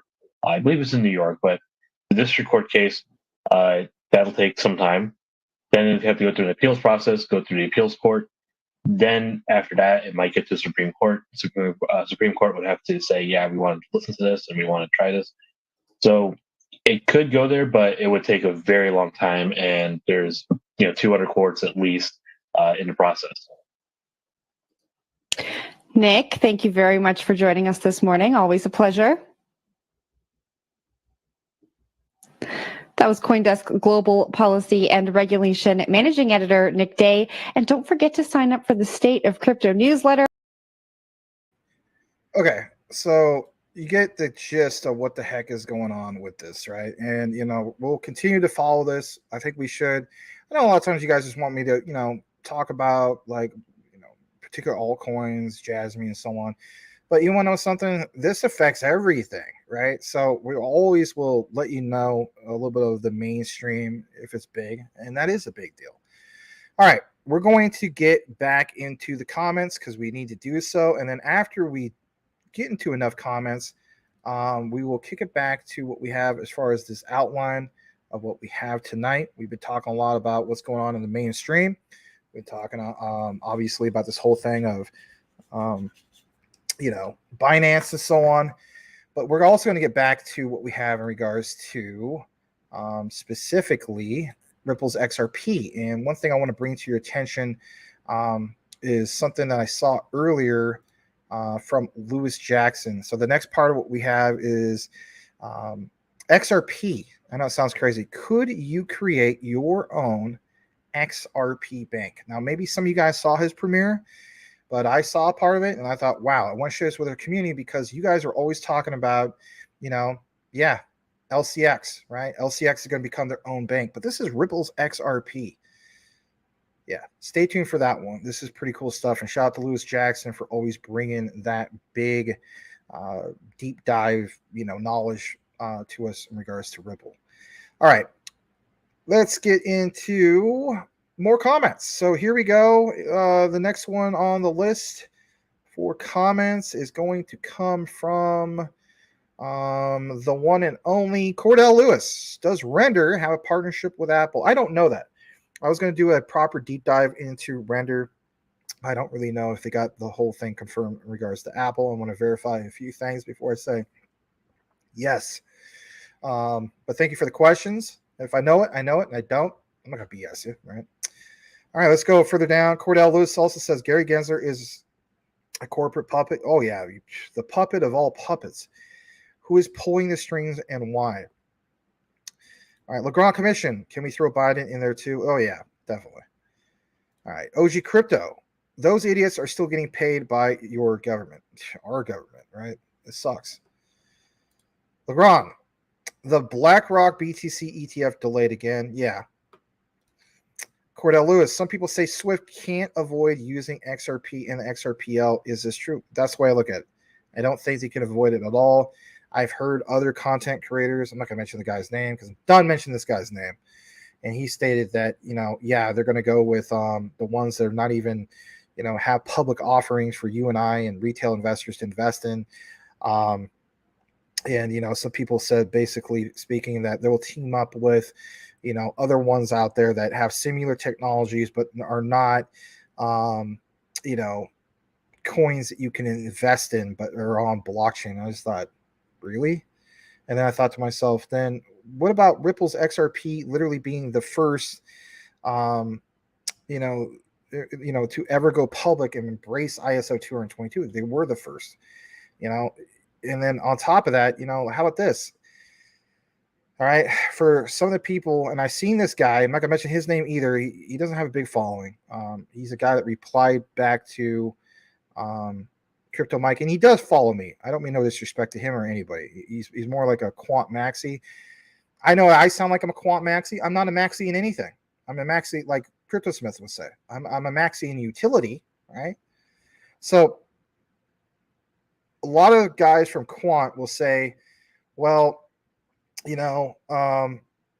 like Swift can avoid it, right? Here's what's nice about studying all this technology, and that is basically speaking, XRPL, right? We know that, for instance, you could use Quant's Overledger, quickly switch over to the XRPL and settle for real-time gross settlements with Quant's Overledger going over to XRPL. Swift, it has been confirmed, we showed you this before, that they were in talks with Gilbert Verdian, Martin Hargreaves, Quant Network. We showed you that like numerous times in the past. Some people feel as though that was nothing solid. That was just them talking to each other. If you only knew, that's just, I'm going to state this, right? But here's the key thing. There's that. So we know that Quant's Overledger, you could quickly switch between things. You better believe that Swift, maybe it just simply has like the NDA, if you will, that you can't come out and say it yet. Why is that? If we're going to talk about BlackRock and the ETFs and all this other stuff, again, there's a lot of hush. They just simply can't come out for, especially when it comes to us in retail. And let's face it, guys, their focus is not retail anyway. For us, we want our focus to be, least I should say all of us. But for me personally, my focus is what the institutions are doing, because I always follow that, because that's where the big money is at. So if we're following it all, yeah, I'm going to go with Swift can't avoid using XRP and the XRPL simply because they have too many connections, too many partnerships. And in my opinion, they are like the chosen one when it comes to cross-border payments, especially, for the central banks and so on. I think it's a combination of like, I need to obviously own Quant and an XRP, and I do. And I obviously own also Stellar. I think Swift definitely can't avoid it, like your question. And it'll just be a matter of time. Now, when it is a matter of time, when things get released publicly, I just think it's too late. And this is where some people consider it like, well, then place your bet, if you will. Bet on the accumulation phase. Bet on that there's something solid there. Right. Yeah, I'm obviously betting on it. A lot of you guys are betting on it. Why would we wait until everything pops off and then get into it? That's FOMO. But in reality, the FOMO money is going to come eventually anyway, right? It doesn't necessarily mean it's just for BTC. You better believe it's going to be for all this new stuff, the new technologies and so on. And there's going to be a big focus on who are the innovators that are part of distributed ledger technologies. And let's face it, guys. I mean, Ripple's XRP stands above the pack. That's why it's consistently tied for my number one with QNT. Sometimes I feel like I said to you guys that no, like Quant is like gets a slight edge, but in reality, for me personally, QNT, XRP are like tied for number one, and then my number two is XLM, XDC, Jasmy, HBAR. Those are my top five for a reason. So that's a long explanation. Anyway, let's go further now. Cody Core, thank you for setting things up for me and Mr. Teddy Ganja. Shout out to Cody Core. We also have Corey Bibe. Welcome back, man. Corey, thank you for your ongoing support. All right, Cordell Lewis says Elizabeth Warren also wears a clown. She's a clown, and she got a nose. Don't forget. Yeah, I agree. Doesn't matter if you're Democrat or Republican and so on. I mean, if you got somebody literally, we talk about being the breadwinners of our family or creating that generational wealth for our family. You don't have to be Democrat or Republican to realize just, hey, this person's bad for the business. They don't get it at all. Like, she has no clue. We talk about do your own research. Here's somebody is just blind, oblivious to blockchain and DLT and so on. And also, what's his name? That one actor who wrote a book. You play the role of Commissioner Gordon in Gotham, and it's I don't know. I guess he was also in Band of Brothers. I don't know. They're just shaking my head on some of this stuff. All right. We'll read this from Nilo B. He says, anyone heard of V and SHX? Yes. Stronghold. Absolutely. Let me know. Think of making those bigger bags. Yeah. SHX Stronghold's part of the Quantum Financial Systems top 20 picks on CMC.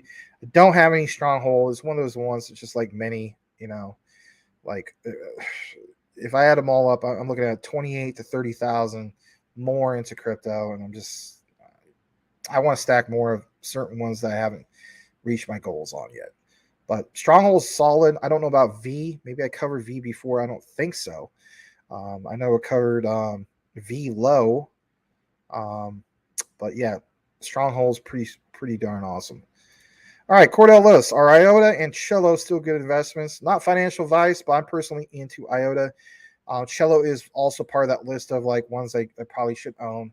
I do think they are good for, me personally stating that, not financial advice, but yeah, I picked up a lot of IOTA the last time I think that was the last time we were at true bottom. Now I was glad I did so, roughly 14 cents. All right, you guys got some good questions. I'm glad you got good questions, good comments. Let's read a few more, and then we'll kick it back to what we have in regards to Ripple's XRP.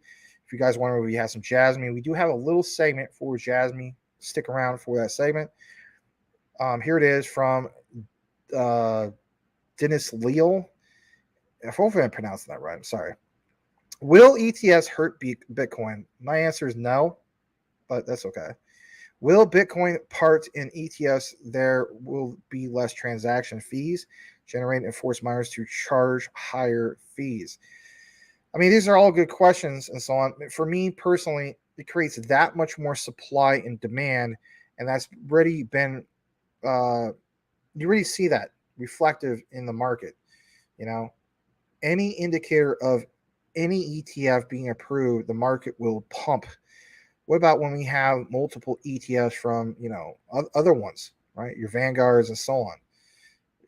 Let's face it, you're going to see at some point maybe 5 or 6 ETFs, maybe at once, and then you get to the point where there's even more.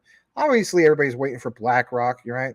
That's going to be the king of it all in that regard. But it's definitely going to put the market on its back, and then a lot of people feel as though that, wow, we can really, if all that happens, then that instills confidence, that clarity that we're all looking for. But in reality, as far as regulations, all of it's got to come together from the top to bottom. We don't have full-fledged. We're not there 100% obviously where we need to be. We still got a lot to work on. All right, Cordell Lewis, can CASPA, Bitter, Sore, Tau, and Quant be as big as Bitcoin? I don't know. In regards to CASPA, I have done my research at CASPA. I'm looking to obviously, getting to CASPA. I know they've been staying out for a while. I can't really answer that. But yeah, as far as Quant, absolutely 110%. That's just the way I look at it. Not financial advice, but I really truly believe that Quant will eventually be number one. There's so much that supports that. Come on, man. Officially endorsed by the Bank of International Settlements. Augustine himself has literally mentioned it. Quant is the chosen one, the Overledger network. Using Quant, using Overledger in regards to, their RTGS, by being able to quickly switch to whatever the heck they want. That's a game changer. All right. And that's another reason why they went public with that. Everything that was so speculative in the past, confirmed. Project Rosalind, Project Icebreaker, Project Hamilton, another recent one, Project Meridian. All right. This is a good saying. I'll read maybe a couple more. In Corey B-Bay's opinion, he believes Bitcoin ETFs will be great for BTC. I agree. And crypto. We really haven't seen that big institutional money flow in. Right. And if anything, we get delays, especially when it comes to BlackRock. And some people feel as though, well, why is that? But you better believe there's a lot of things that happen behind closed doors that we just simply do not know about or could never possibly understand. But yeah, big institutional money has not flowed completely in yet. It will. And this is all fueling that fire, that debate about the utility run. And also, utility run's never been here, but it does require the institutional money. So I'm glad you're paying attention to that. And like you said, and when it does, the tides will lift all boats, or ships, if you will. All right, Cordell Lewis, don't be shaking out your crypto people. You must hodl or hold the line in his Braveheart voice. Yes. That's a good one. All right. Let's read Bobby's comment. He really likes his channel. Thanks, Bobby. Can anyone recommend another research-based crypto channel that I should add to your rotation? Add Tokenizer over at his channel's smaller than ours, but you should also probably get yourself a Twitter handle or on the new x.com. Just type 1x though. You don't want to add 2 more. Okay. Anyway, just go to twitter.com, x.com, follow Tokenizer. Highly recommend Tokenizer. In my opinion, he is the research goat because he doesn't just focus on one particular one. Not that there's anything wrong with that, but this guy does, oh my God, probably like 30 different projects. You guys think that I'm not trying to toot my own horn here, but like I do a few, but I don't even do a drop in the bucket compared to him. All right. So Tokenizer, highly recommend him. If you want something specifically focused, like XRP, Lewis Jackson, formerly known as Crypto Lulu. Obviously there's Crypto Hulk, but Crypto Hulk is, I doubt he knows who I am, but he just kind of slaps like communities. He doesn't want people sharing his research and stuff like that. My thing is this: we are the XRP army, an army. Okay, so an army should basically share knowledge and content for the greater good. I understand that he has a platform, he wants to make money, and keep in mind, like all the crap I had to put up with here. I guess you guys, but I got to hold back. I could kind of relate to what he's talking about, but at the same time, it should be a little bit more about community. He does have a community, but teach his own. I'm not disrespecting him. I'm just calling it like it is. I can kind of see it on both sides. But anyway, Crypto Hulk on the live, if you're focused on XRP especially, he obviously covers Stellar, XDC. Another guy does really, really well on his content as far as on YouTube, Zach Rector. I would say, right up there with Lewis Jackson. I'm probably forgetting a few other people, and I do apologize for that. But those are the ones that really stand out for me. Now, as far as not just XRP, but like what's going on with BRICS, what's going on with tying like all these things of the world, not just focusing on like Ripple's XRP and XLM and so on. I would say, Coach JV does a really good job with that. So, you just got to look around. But yeah, Tokenizer, a few of those other guys. There's a whole bunch more. Let's just be honest about that. Bullzilla, he's really good with his live shows. Ted over at Lift Capital crushes it with the XDC deep dives all the time. Almost, I don't know, does he do a show every day? I think he does like a few times a week. But shout out to Ted of Lift Capital. I know some of you guys watch his show. Very, very big on XDC. Consistently just brings the fire with that. I have a lot of love and admiration for him. And obviously Quant Papa, on crypto Twitter. He doesn't have a YouTube, but crypto Twitter. Follow Quant_Papa_. He always has, that guy has insider stuff, and he has proof in that regard. And there's some things that he just can't post because he simply can't. But that guy brings a lot of stuff that I bring to you guys is from him, obviously. All right, let's go further down. OG Crypto says he has to go, but thank you very much for the info. You try to finish off this video at some point. No problem, OG Crypto. We understand. Bobby says that his top 5 also accept. Hold on, you don't have XDC, which you did. Well, you can always get into it. I mean, but we all have our reasons. Magic Power, the SEC's first deadlines for approving 7 Bitcoin ETFs expire tomorrow. In his opinion, much too early to approve this. The SEC will always postpone the whole thing as much as possible. That's a good point. SEC will always do that all the time because let's face it, their best interest is what's going on Wall Street. And even though people think that's a stretch, let's face it, I don't think it is. River, anyone have the XSwap wallet? I don't. I need to get some XSwap though, because I want to have XSwap for September 20th. Right? I know. Buy the rumor, sell the news. But man, I think XDC is going to go 303. Let's read this from Magic Power, and then we'll get back to our outline. I don't expect it until next year, probably shortly before the Bitcoin halving. Right, with a lot of stuff. I mean, we can apply that to a lot of things. All right, let's get back to what we have. Please smash the like. Not the best attendance tonight, but that's okay. A lot of fear in the market. As a result, not a lot of people want to hear a darn thing about crypto, but you guys do. Shout out to all the OGs of OGs. Let's get into what we have from Mr. Crypto Lulu, aka Lewis Jackson. What a name, right? Crypto Lulu. Well, that is what he used to go by. Let's share this with you guys. And if anything, please give him a follow over at Lewis Jackson. He's over at 71,000 subs. Maybe someday we'll get up to that. Maybe myself on my own. We'll see. I don't know. But here we go from Lewis Jackson. And like it says, could you create your own XRP bank? Now, we've heard this concept when it comes to like what you guys were stating in regards to LCX. LCX is going to be its own bank. But we have talked a lot about XRP the last couple of days. Maybe you guys are getting tired of it, but there's a certain amount of people who aren't. I'm paying attention to it big time. So let's address a topic that's been, brought up in conversation a few times, not just this time. All right. I think we might play most of this. We'll see. But nonetheless, here we go. And let's play it.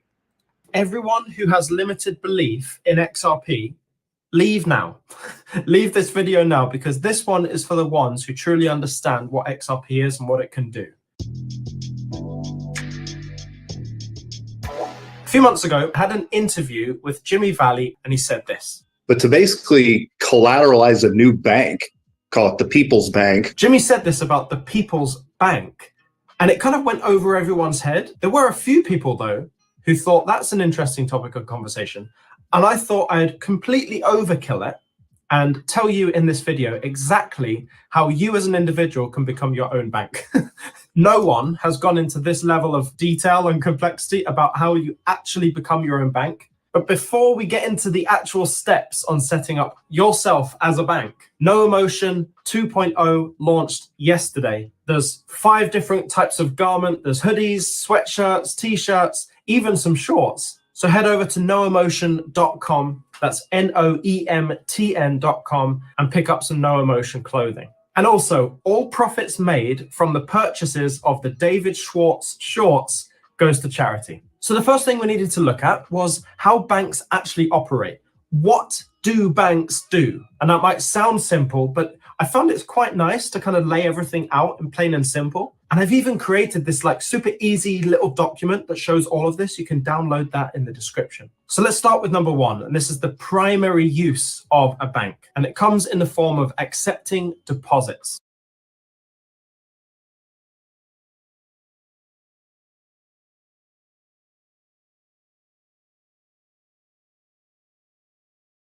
The day-to-day basis. Now, the really important thing here is that you as an individual becoming your own bank, your missions and goals are not the same as a massive financial institution, right? You actually really only want to serve you and your family. So your customers are, for all intents and purposes, you as an individual and your family members as individuals. So when it comes to marketing and stuff like that, you don't really need to get into any of that because you're just looking after your circle. So as long as you have a secure place for people to custody their assets, whether that's fiat currency or different cryptocurrencies. Are you sick of having issues with your webinars, wasting tons of time on troubleshooting with attendees?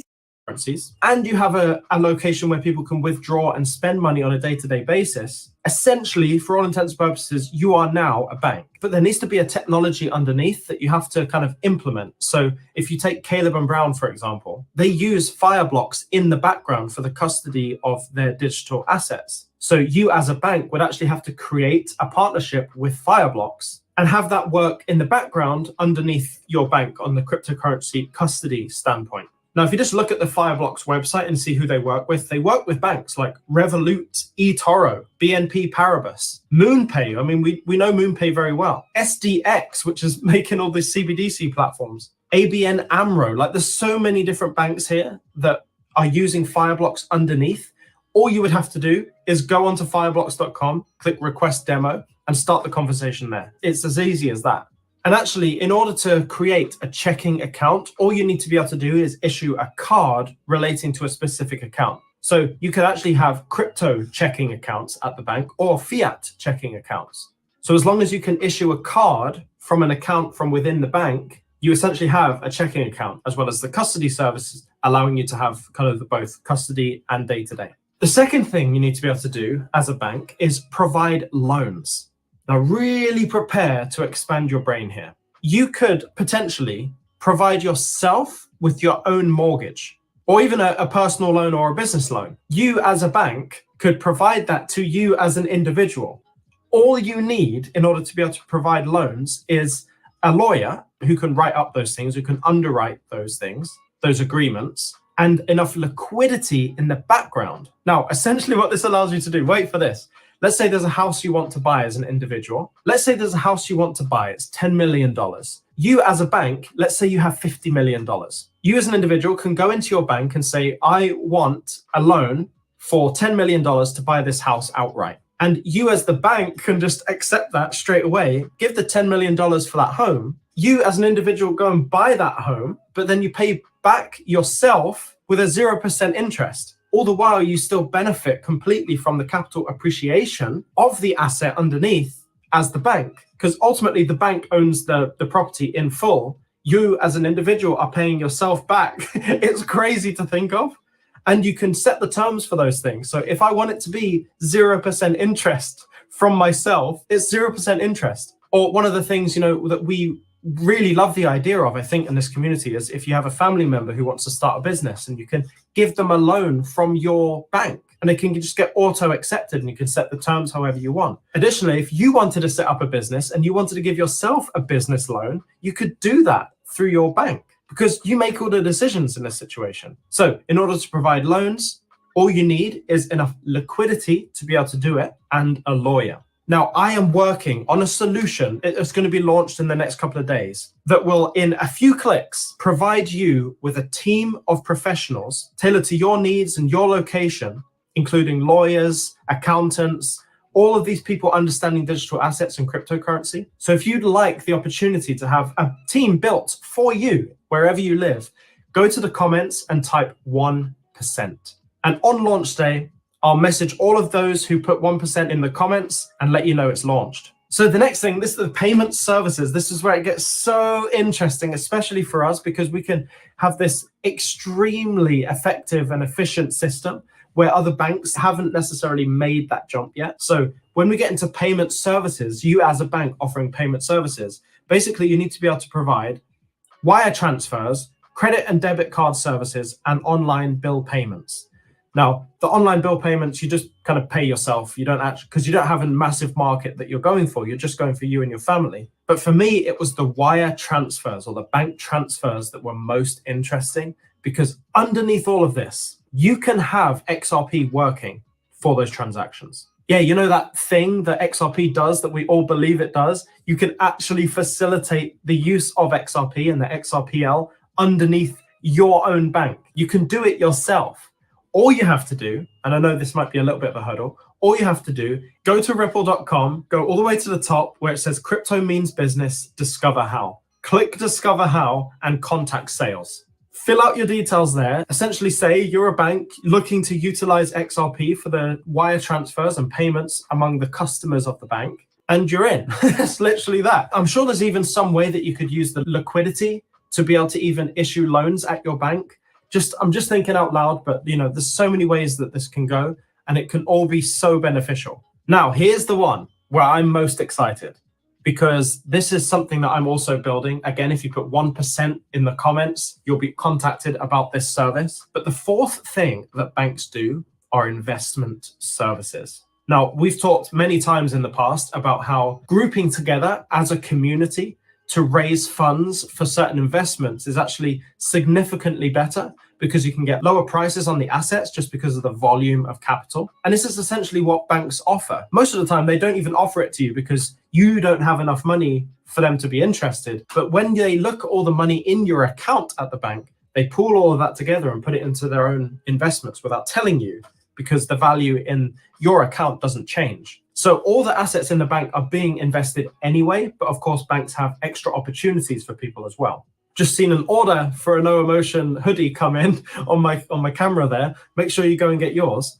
But think about it like this. If you're operating as your own bank, everyone in your family has their money at your bank. You offer your family the opportunity to invest as a whole into, let's say, the S&P 500 or XRP, whatever the investment is, or pre-IPO Ripple, pre-IPO Polysign, whatever it is, and they can kind of allocate some money into your investment fund. And with that investment fund capital, you go and buy that investment, wait over time, and distribute dividends to the individuals who have invested. It's essentially like you are being Vanguard in a way. You are being the medium by which people invest. Now, if you're operating as a business, as a bank business, you can make money on those fees. And there's plenty of ways to do this. And that's kind of what is being built here as well in this community. Everyone who was involved will know that, there was money raised for this pre-IPO Ripple, and the talks of Ripple IPO. So that's going to be a very valuable investment that was made in this community. And that's, again, something that will continue for people in this community. All you have to do, if you want to get alerted of the ability to do that, type 1% in the comments. In a way, this community at some point could very well be its own bank. Now I'm thinking about it. If I had enough capital and enough liquidity myself, I could issue loans to people in my community. I could offer investment opportunities to people in my community. I could set up accounts for savings in Fireblocks and like institutional grade custody in my own community. I could issue cards for you to spend your money and your crypto. I could do all of that with this community. There's a guy who has a theory about this, who created this technique called mewing, and it literally changes the structure. And I'm just noticing the similarities because of how far along the process I am unintentionally of making this community a bank. Everything I'm reading out here today, you can apply to yourself when a liquidity event happens. Now, the fifth thing that banks offer is insurance. Insurance is an easy thing to handle here because all you have to get is an insurance underwriter. Again, upon request, if you type 1% in the comments, could be part of your professional roster. Essentially bring a lawyer in who can underwrite insurance, and there you go. You are now able to offer insurance on assets. And bring in the idea of smart contracts and derivatives. Wild. You can do this all yourself. It's fully possible. The next thing a bank does that might not necessarily be important to you, although I can think of situations where it would be, but this is cash and treasury management. So for example, if you have businesses as customers at your bank, you could offer some sort of like payroll management. And now I think about it, if you're at this scale where you're becoming your own bank, you probably do have your own business. Maybe your own bank could manage your payroll for your business. Banks will also offer, and this is number 8, will offer financial planning or advisory services. And I think at that point, when a liquidity event has happened, you've had all that money come in, the wisdom that you will have got from that whole journey puts you in a position where you're like, actually, I am an accredited investor. I have some ability to provide advice, and you could do that to your customers, which are your family. And you could do that without the repercussions of law. Doesn't necessarily apply to people who want to just have it for them and their family. Kind of more applies if you want to make it a business and have a wider market. Of course, you'll also have to register your bank with the financial authority. So in America, that would be the SEC. In the UK, I think it's the Financial Conduct Authority, FCA. So you'd have to register in all of those capacities. But in order to get past the registration, you essentially, for all intents and purposes, just need enough liquidity to make it happen. That varies from country to country. So some countries will say the minimum you have to have is $5 million. Some will say it has to be between 20 and 50 million. So it's worth looking at in your own country. Just a thought, you don't necessarily have to be your own bank, do you? You could be part of a community that establishes its own bank. Like Jimmy Valley said, the People's Bank. Is that something that we're working towards actively? Not really, but I'm certainly seeing the potential in this community for that. And if not in this community, certainly in that 1% community. Put 1% in the comments. I can't stress it enough if you're interested in that idea. Well, I hope you enjoyed that video. If you got value from it and you're excited about potentially becoming your own bank, please hit like on this video to share it with other people. Share it with some friends who have never thought of the concept of being their own bank. Stay emotionless, buy no emotion, and I'll see you in the next one.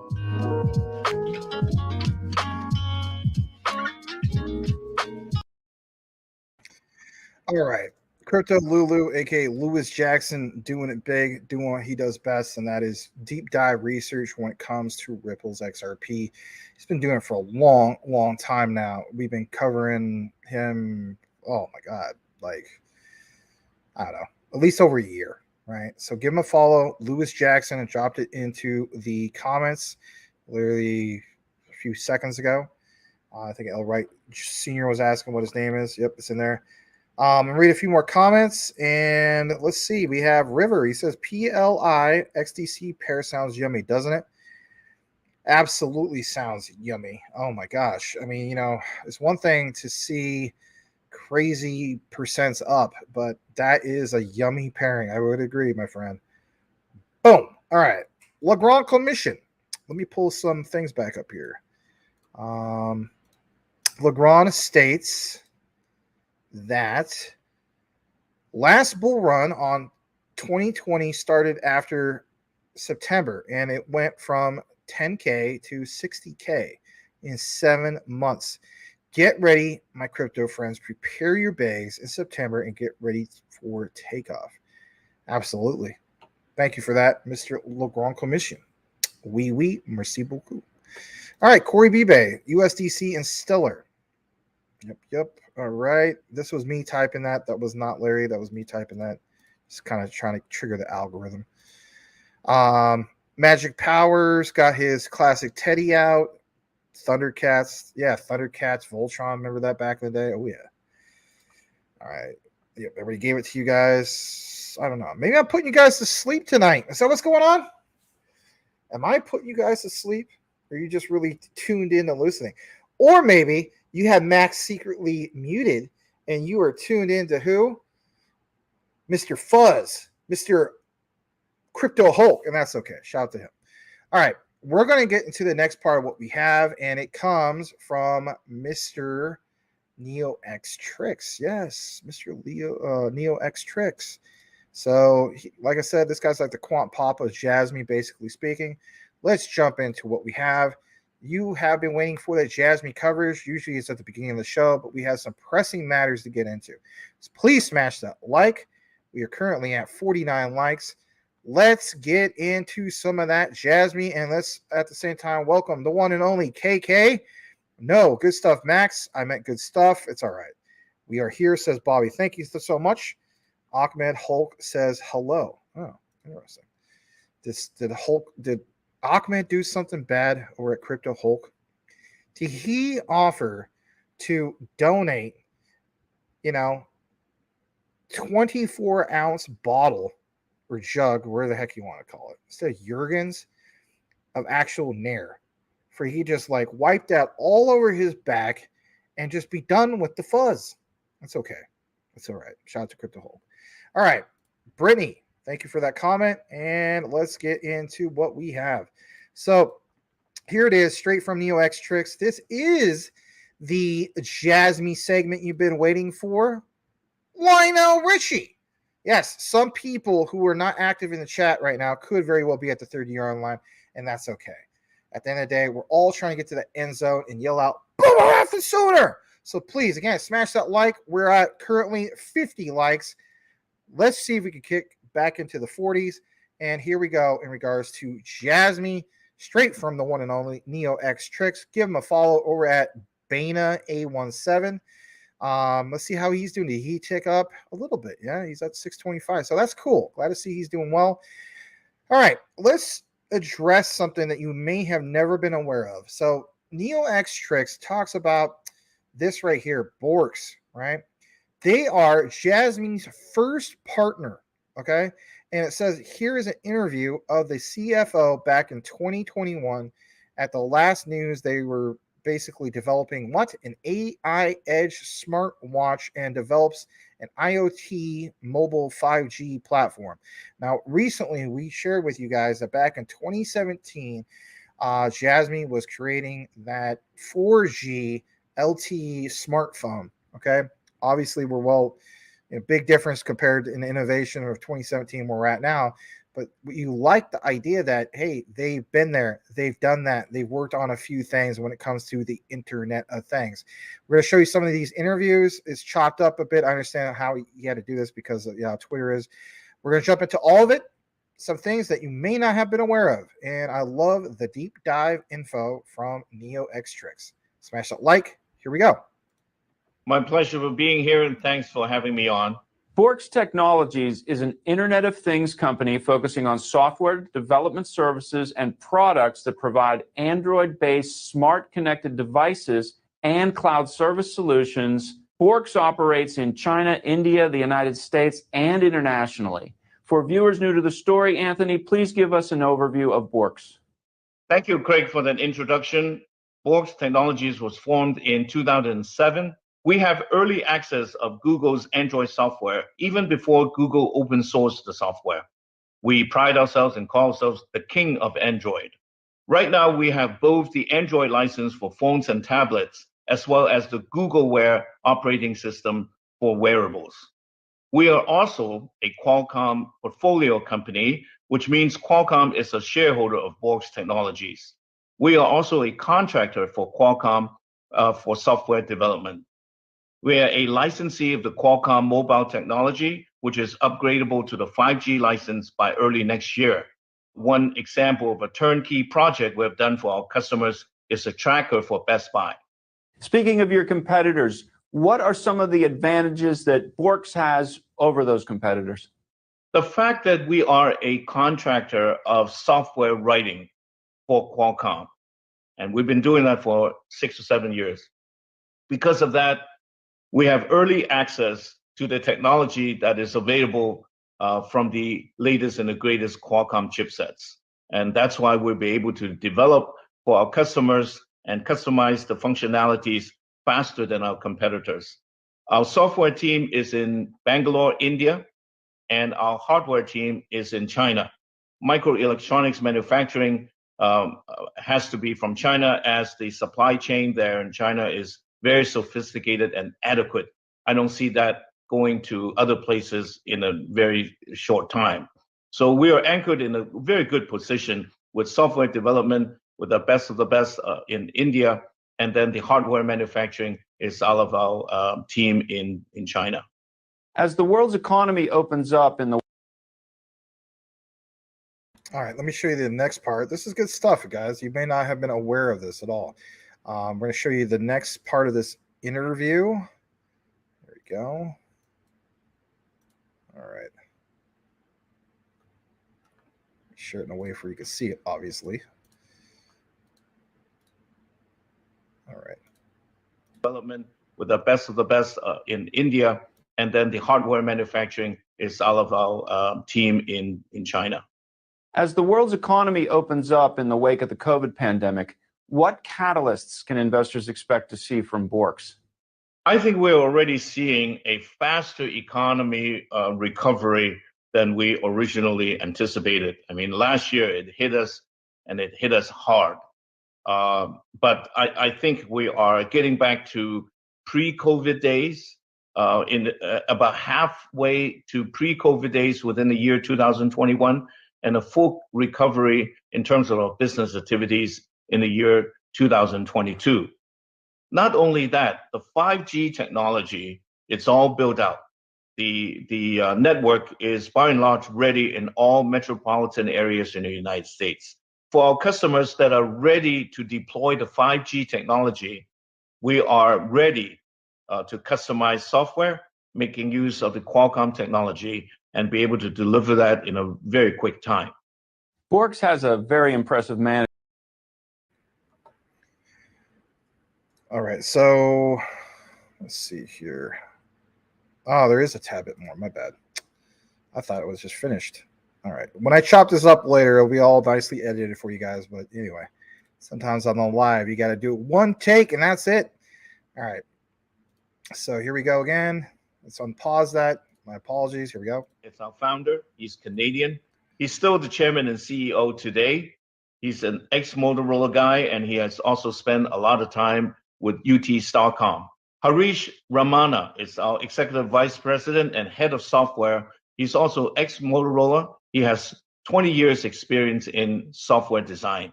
Simon Sun, another executive vice president of ours. He's head of hardware, supply chain, and manufacturing, has more than 20 years of experience in manufacturing out of China. Myself, MBA from UC Berkeley. I pride myself in spending more than 30 years in corporate finance, and I'm a local San Francisco guy. I've been living in San Francisco since 1969. To recap, Anthony, what is the main takeaway for investors? Why should investors take an interest in Borks today? Well, I think we're recovering from the pandemic rather rapidly. I believe we're going to get back to about 50% of pre-pandemic levels in the year 2021. All right, I'm gonna get to the next part of this real quick. Bear with me, because you got to keep in mind he's got this all chopped up in different parts. This is the final part. This one's a minute. Let's go ahead and share this. Development with the best of the best in 8% of pre-pandemic levels in the year 2021, and we expect to fully recover in the year 2022. Augment with that is the rapid deployment of 5G technology. We're ready. The network is ready, and our technology partner, which is Qualcomm, is ready. We currently have the license to the Qualcomm software, which we will be upgrading to the 5G chipsets in early part of 2022. So we're ready to rock and roll when customers come to us and have need for 5G devices. It is a very interesting story, Anthony. Thanks for being with us today. Thank you. It was my pleasure.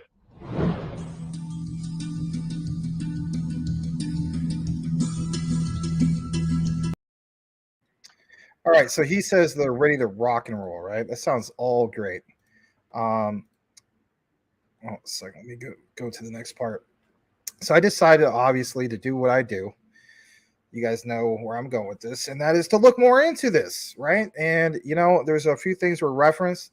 Maybe you weren't aware of it, but you like the idea that this is a key partnership with Jasmy. They're 5G ready to go.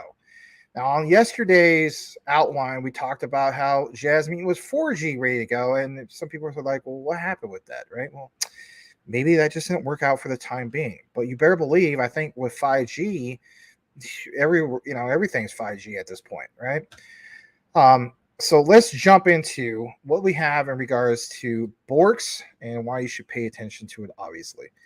Got ahead and full screened, or blew this up, I should say, in regards to Borks.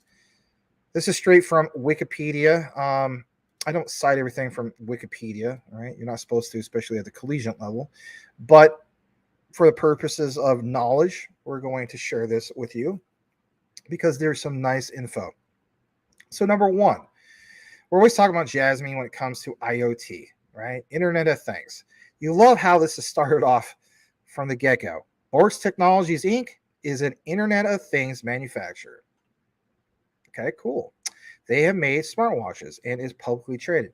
Remember how, like a few months ago, we talked about Jasmy, and there was one key thing in regards to a smartwatch. I think this might be their plug, right? At the end of the day, I can't confirm it, but if they're a partner, you kind of go with who your partner, what they provide and what they present in regards to the Internet of Things.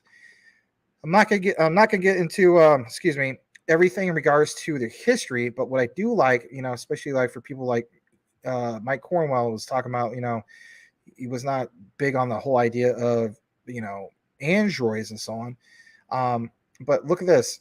They've been a member of the Open Handset Alliance since 2008. Borks is notable as the developer of the O phone, not the iPhone. You may be more, what the heck is the O phone? It's a mobile operating system running on the Linux kernel. Interesting, right? We know that Linux is basically open source, free operating system, doesn't cost you. It's based on technologies initially developed by Android, right? A firm later purchased by Google and worked on the Open Handset Alliance. iPhone OS has appeared only on China's mobile phones and software, but the key thing is, again, like you mentioned, they go with China for numerous reasons, probably because of cost and supply chain issues. Getting more into this, it goes into a few more key things. And I do like this. Borks, has brought its, let me just double check you can see this. You can. Borks has brought its O-phone software to the US.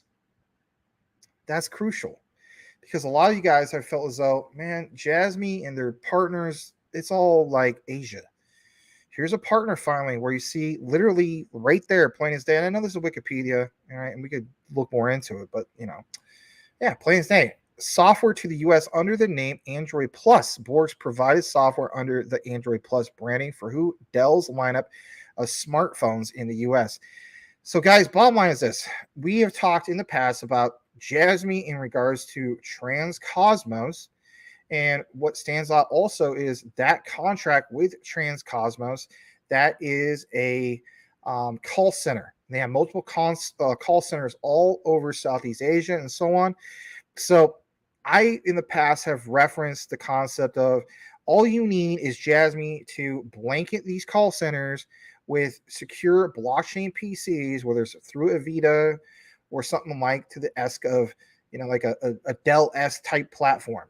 Another example, plain as day, boom, right there. So branding for Dell's lineup of smartphones in the US. I feel as though when we talk about mass adoption, these personal data lockers through these PCs, through something like a Dell, if you will, this is the plug, like I always say, this is the connect. That's why I'm bringing it to you guys. And I love the idea that we have people that are part of the community, like Neo X Tricks, who take the time to look more into the nitty gritty. We talk about the accumulation phase. Am I going to complain about the current price levels, or I'm going to recognize, you know what? I don't want to accumulate when everything is going to the moon. No, that's how everybody gets wrecked. Don't want to get wrecked and accumulate when Jasmy's over 50 cents or dollars, so on. No, I'm going to take advantage of 0.003 and some change. Absolutely. Getting more into this, there's all these key things, right? But yeah, establish strategic partnership with Qualcomm, and I will point that out. So in regards to Qualcomm, let's pull them up for a second because that is a strategic partner. Again, plugs with other plugs, right? Qualcomm. I know a lot of you guys know about Qualcomm. It's an American multinational corporation, headquartered, of course, in San Diego, incorporated in Delaware. But look what it mentions: creates semiconductor software and services related to what? Wireless technology, owns patents critical to 5G and even 4G.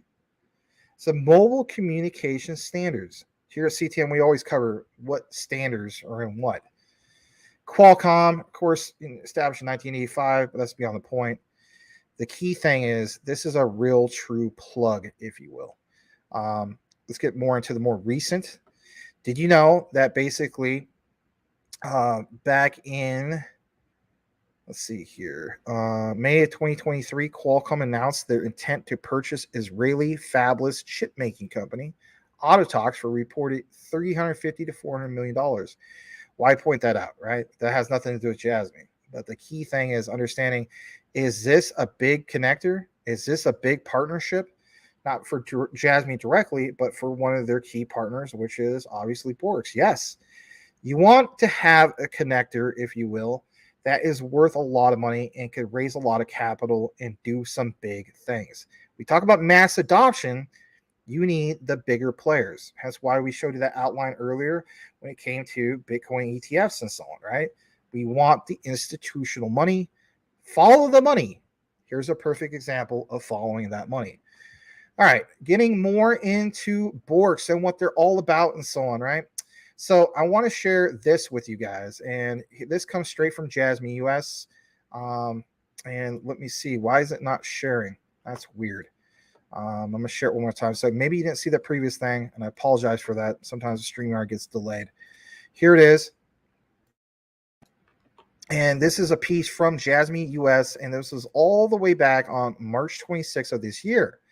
Now, in regards to Borks, because I don't think a lot of you guys know about Borks. Maybe some of you guys do and some of you don't, and it's okay.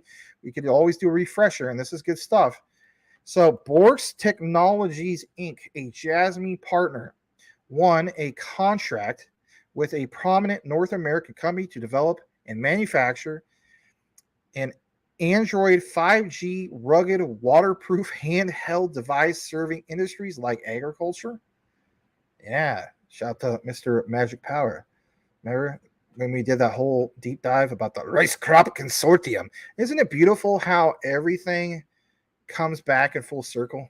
You know, say what you want, but when it comes to deep dive research, the beautiful thing about it is it never gets outdated. There's no timestamp on it, right? Maybe recent news has like, you know, hey man, somebody else report on it. But what I love about this type of research and sharing some of this, again, it comes all full circle. So if you're brand new to our show, brand new to our platform, don't know what Jasmine is and so on, again, I would advise you to go back into a recorded video section and look up that thumbnail that says Jasmine, the Rice Crop Consortium. Because if anything, look at this, guys. Boom, right there. Okay. So yes, service industries like agriculture, oil and mining, utilities, and safety. The device will feature a 5G chipset and is ideal for data collection. Data collection. Now, gee, is it rocket science here? Who is like the king of, you know, personal data management? Right, Jasmine through data democratization, but especially when it comes to their main utility layer of that PDL, that personal data locker. Very, very cool. Borks, U.S. operators include who? Big players like AT&T, who I switch from. I'm not a big fan of AT&T, but I understand they're still the biggest name when it comes to, you know, phone service, right?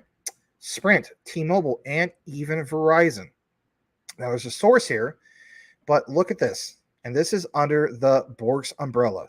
AT&T, Airtel, China Telecom, China Unicom, China Mobile, basically China really stands out. Verizon, even T-Mobile, Sprint, Vodafone.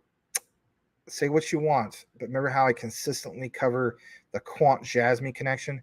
Vodafone, like we talked about before, and again, the research is there for you. Go into the catalog section, recorded videos, Quant, where it says Vodafone, confirmed. So you love how all this comes together, but what's the key thing? Strategic alliances across the board, right?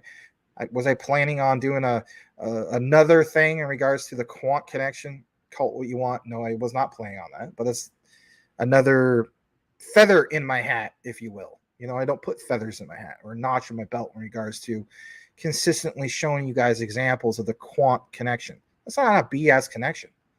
Vodafone, like I mentioned earlier, should be treated and looked upon as how you would look at Verizon here in the United States. Vodafone for Europe. Again, the Quant connection. It's already there. Okay. You can check out the deep dive. That would take me a while to get more back into that. Now, what I want to also show you here is this other part, and this is good stuff. And basically speaking, we were talking about that strategic alliance or partnership, right?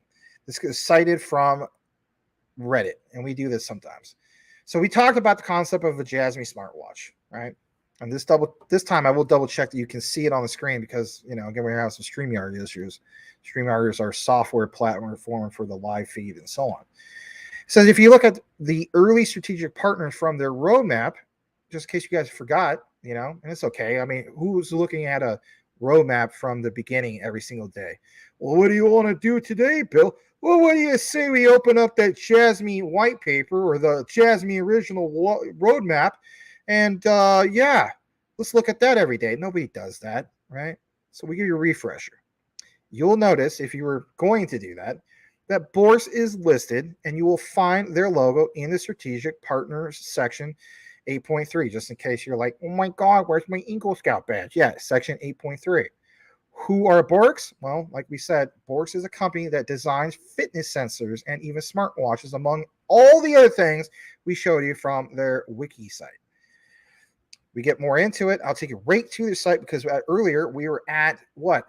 We were at the Wikipedia section. Here's specifically that mention about the smartwatch.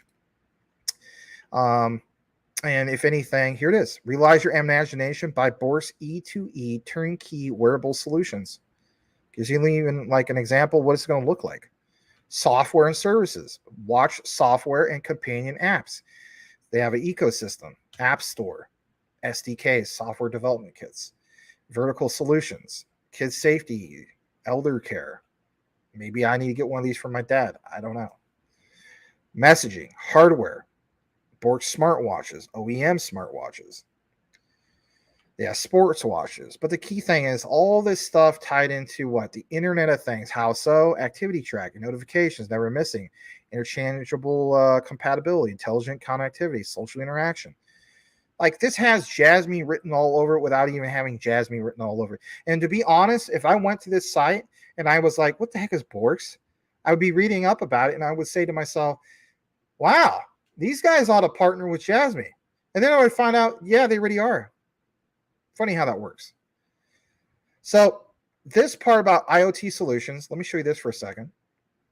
Smart appliance solutions. I'm going to show you this part because there's three sections: IVI, M2M, and smart appliance. Let's take a look at some of the appliance.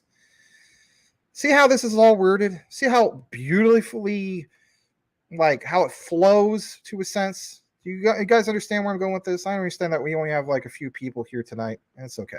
If anything, you guys can catch up on the replay or you can watch the chopped up version. But the key thing is we talk consistently about Society 5.0, smart cities. Look at what's referenced here. Literally what? Smart city, smart appliance solutions. They have a goal to create a more intelligent, interconnected planet. Bourse Technologies possesses a unique ability to integrate disparate operating systems while building a seamless bridge between cloud and device. Why wouldn't they want to partner up with a management type thing that Jasmy has, right? Personal data management, and especially that bridge between a cloud and device. Like I always say, Jasmine's all over that like a fat kid on cake.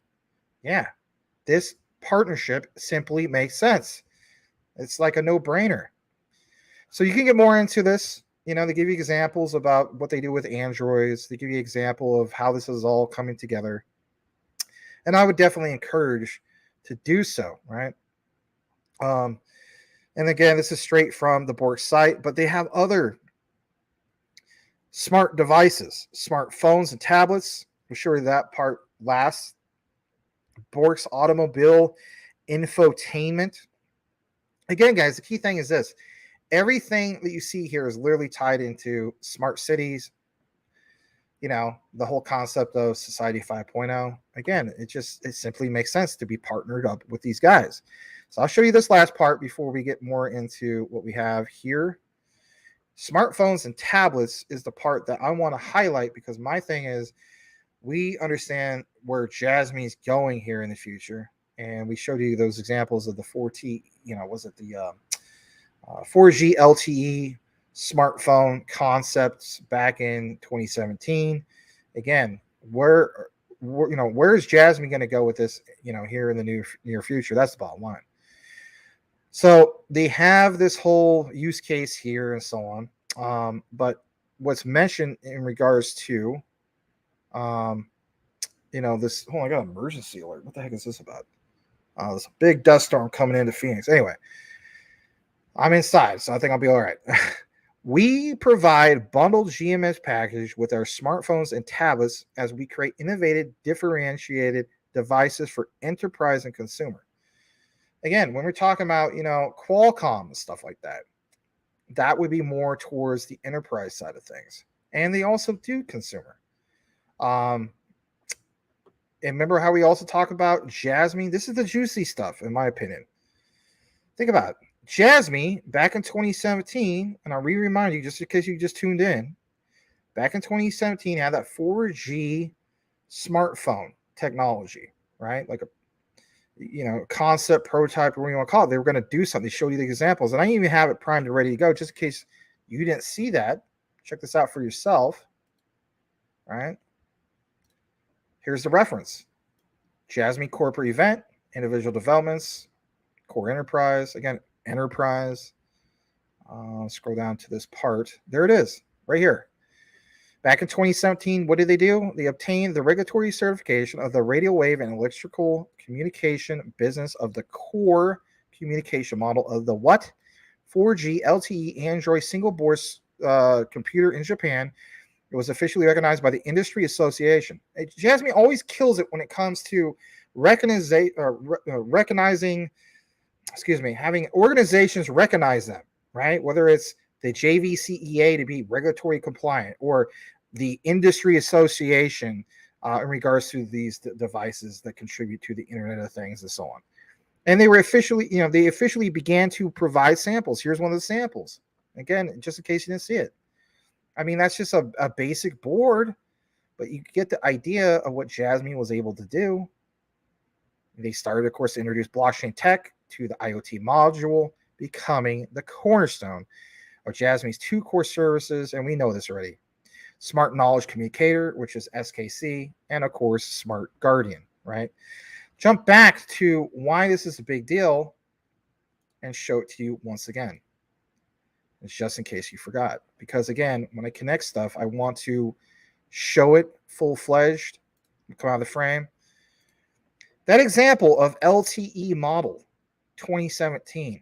Again, what you see on the screen, plain as day, right here, LTE model. So you understand the significance in regards to that. And again, mobile operators and services and application packages, you already have Vodafone there. So we already have interoperability provided through Quant's Overledger for Vodafone. So when I say things that, you know, guys, this is not nothing burger, this is more than just speculation. Again, it's the partnerships. Time and time again. I'll come back into the frame. So there's that. Customizable, multiple you know, all this stuff, right? You can do a lot of things with it. But the bottom line is, like you see here, and that is Jasmine working with who? working with Borks. And like it says, the Jasmine smartwatch, which has been mentioned elsewhere in Jasmine materials, considering Borks has, I should say, already produced wearables and has been involved with Jasmine since when? 2017. When did Jasmine basically try to put all that stuff together? 2017. So they did it then. You better believe they're going to continue to do it now. We showed you examples of back in 2022 what they were talking about with that, live television interview. Right? I don't know if that was CNBC or whatnot, but again, that was all in English. And it says this guy strongly suspects that Jasmine Corporation is just waiting, absolutely waiting for the ecosystem to be ready before shipping this. Now think about this for a second. This might blow your mind away, or maybe you've already fallen asleep. I don't know. It's getting kind of late. But what should blow your mind is working in the background. Long time we had to wait to get the recent news in regards to Jasmine's this new blockchain that they're trying to do. So when you hear the concept, like I talked about a lot yesterday, just waiting for the new ecosystem, like I always point out, having a platform or a new blockchain where projects can come build on your new blockchain is an absolute game changer. That's why we always reference Stellar Sorbonne.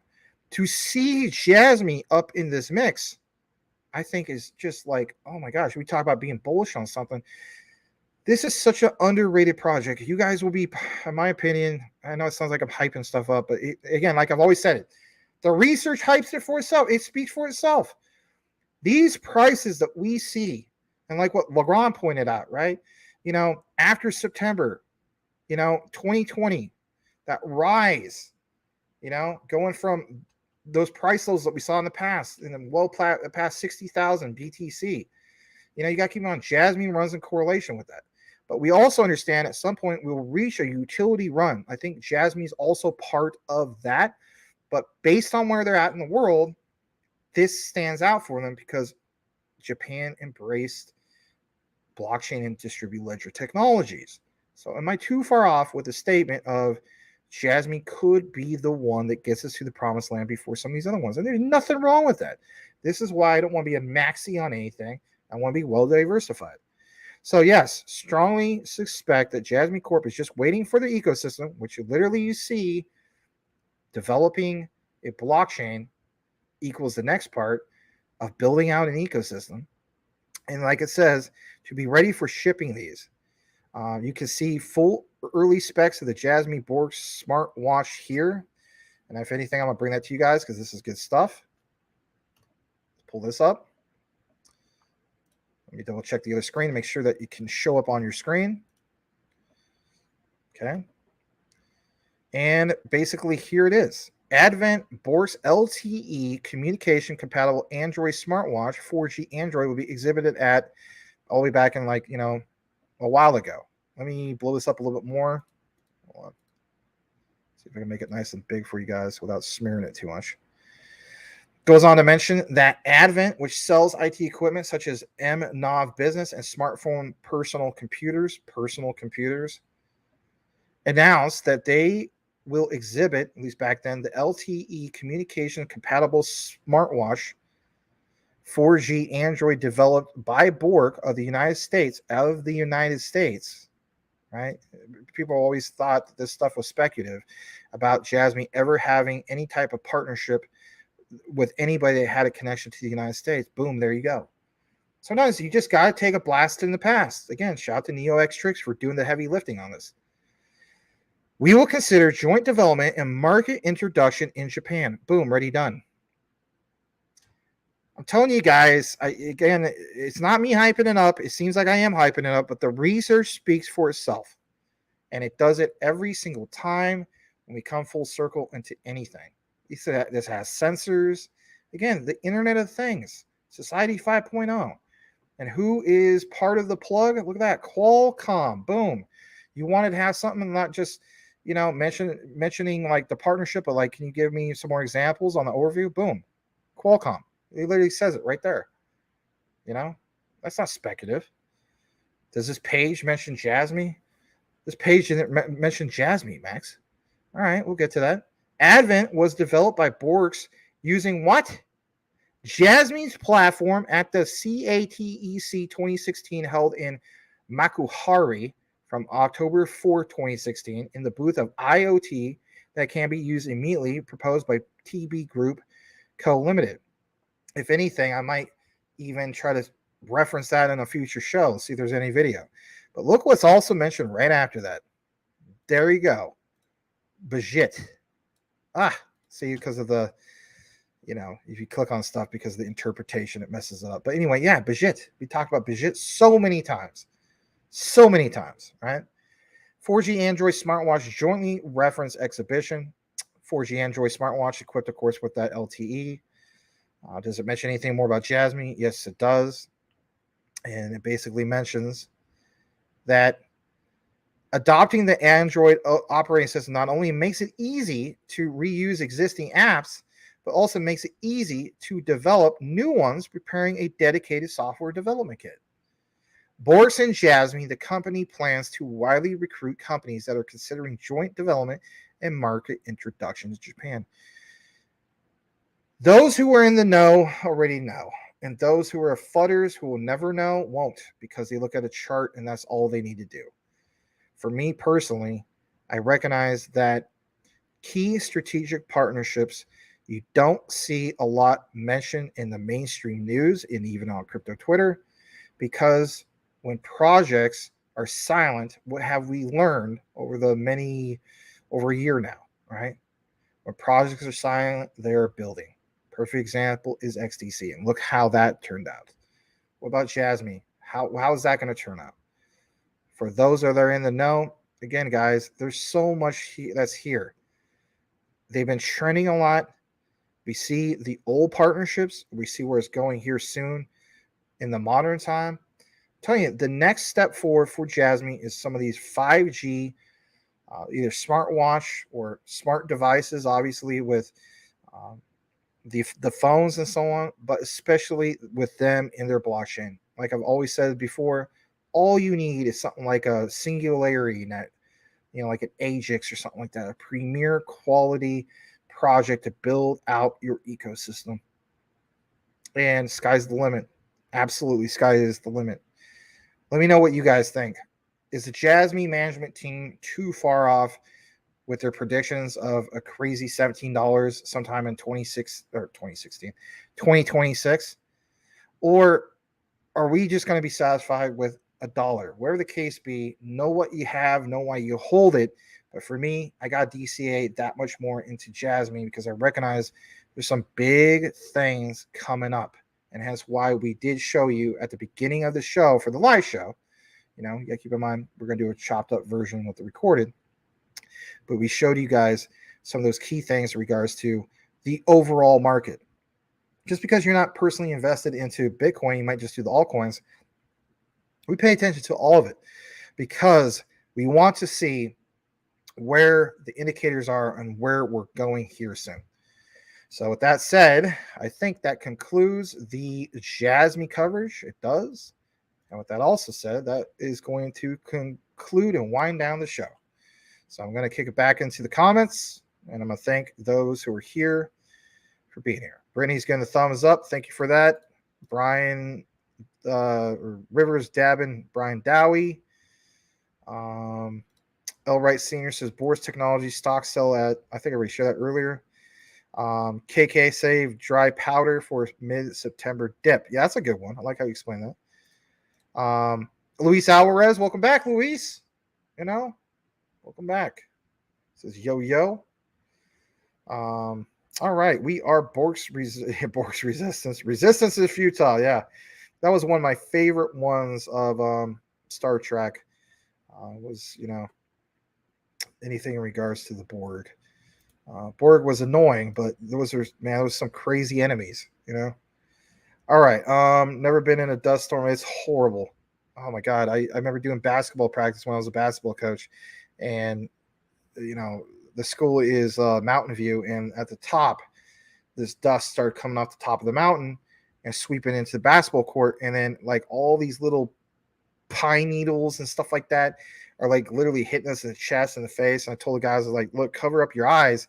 You get one of those pine needles in your freaking eye, how are you going to be able to you know, you're not gonna be able to shoot, you know, like, so cover yourself up. And we had to cancel the practice, but anyway, this stuff is exciting. It is exciting. I mean, that's why I like to share with you guys. I mean, we don't have hardly anybody here right now, but you know, lately it's kind of been funny, you know, like we used to always kill it with the Jasmine coverage and, you know, thousands of views and so on, like anywhere from 1,200 to like 3,000 views per video. Lately, like we can't even get 1,000 views. It's basically this, guys. It's fear of the market. And when there's fear of the market, not as many people watching the live show, not as many people watching even record the show. It's just what comes with the territory. But I do appreciate you guys who tune in all the time. You recognize the community that we have here. I think it's an awesome thing. I'll never forget the community that we have here. Whether I'm with this platform or not, I'm going to make an announcement probably later next week in regards to that. But whatever the case be, I will either be with this platform or another platform. But my key thing is our community. I hope you guys will continue to support me as a content creator who has been here diligently for you guys, rain or shine, just about. And I'll let you guys know some of my decisions in that regard. But at the end of the day, we've been doing this, at least I've been doing this on this platform, CTN, since April 18th of 2022. And it may very well be my time to move on to another platform. I'll keep you guys informed about that. My announcement is basically going to be sometime next week. And I'm just trying to wait for things, see how it goes in that regard. I can't thank you guys for the ongoing support, like I said, in good times and bad. And we have a great community. I hope to God that you will stick with me in regards to this community that we have. Thank you so much for tuning in. Please smash that like on your way out. And if anything, please check out some of the recorded videos when they get put out there, which probably will be sometime maybe later tonight or tomorrow. All right. I'm going to read the last bit of comments, and that'll be it. Dust storms can be bad. I farted at a new beach. My God. Once in blue sand, really? Wow. That's a crazy visualization.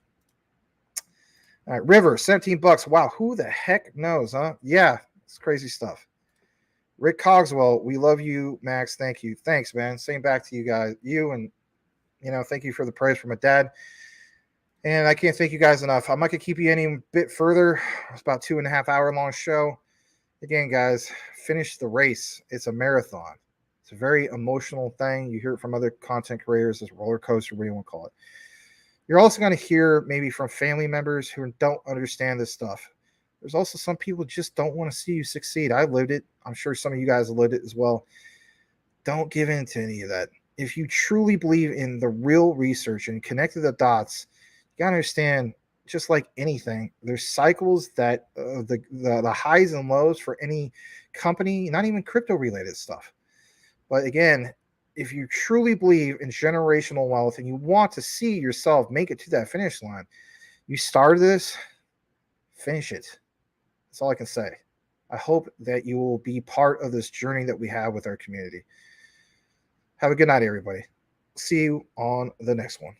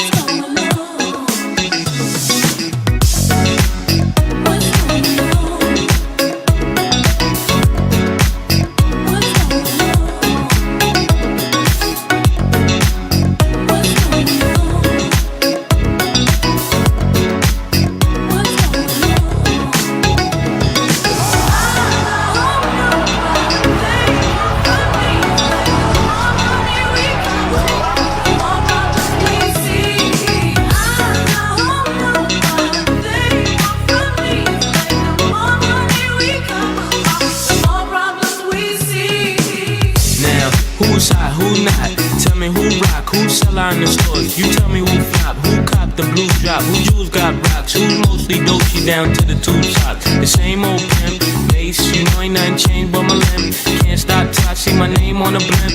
Guarantee a million sales, call it level up. You don't believe in Harlem World, nigga, double up.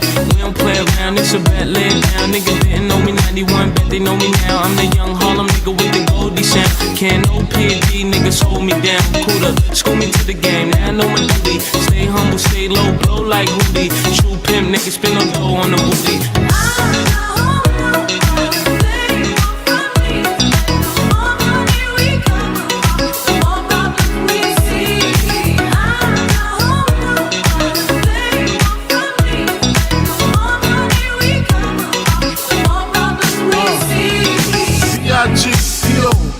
No info for the DEA. Federal agents mad cause I'm flagrant. Tap myself and the phone in the basement. My team supreme, stay clean. Triple beam, miracle dream. I be that. Catch a seat at all events bent. Gats in holsters, girls on shoulders. Playboy, I told ya, me and Mike's to me. Lose too much, I lose too much. Step on stage, the girls do too much. I guess it's cause the room with lame dudes too much. Me lose my touch, never that. If I did, ain't no problem to get the gap. The true players at. Throw your rollies in the sky, wait from side to side, keep your hands high while I give your girl an eye. Play it please, lyrically, nigga see, B.I.G. beef flossing, jig on the cover of Fortune, 5 down below. Here's my phone number, your man, they got the know, I got the dough, got the flow down, Zach, platinum plus, like that, dangerous on Trizak, leave your ass Frizak.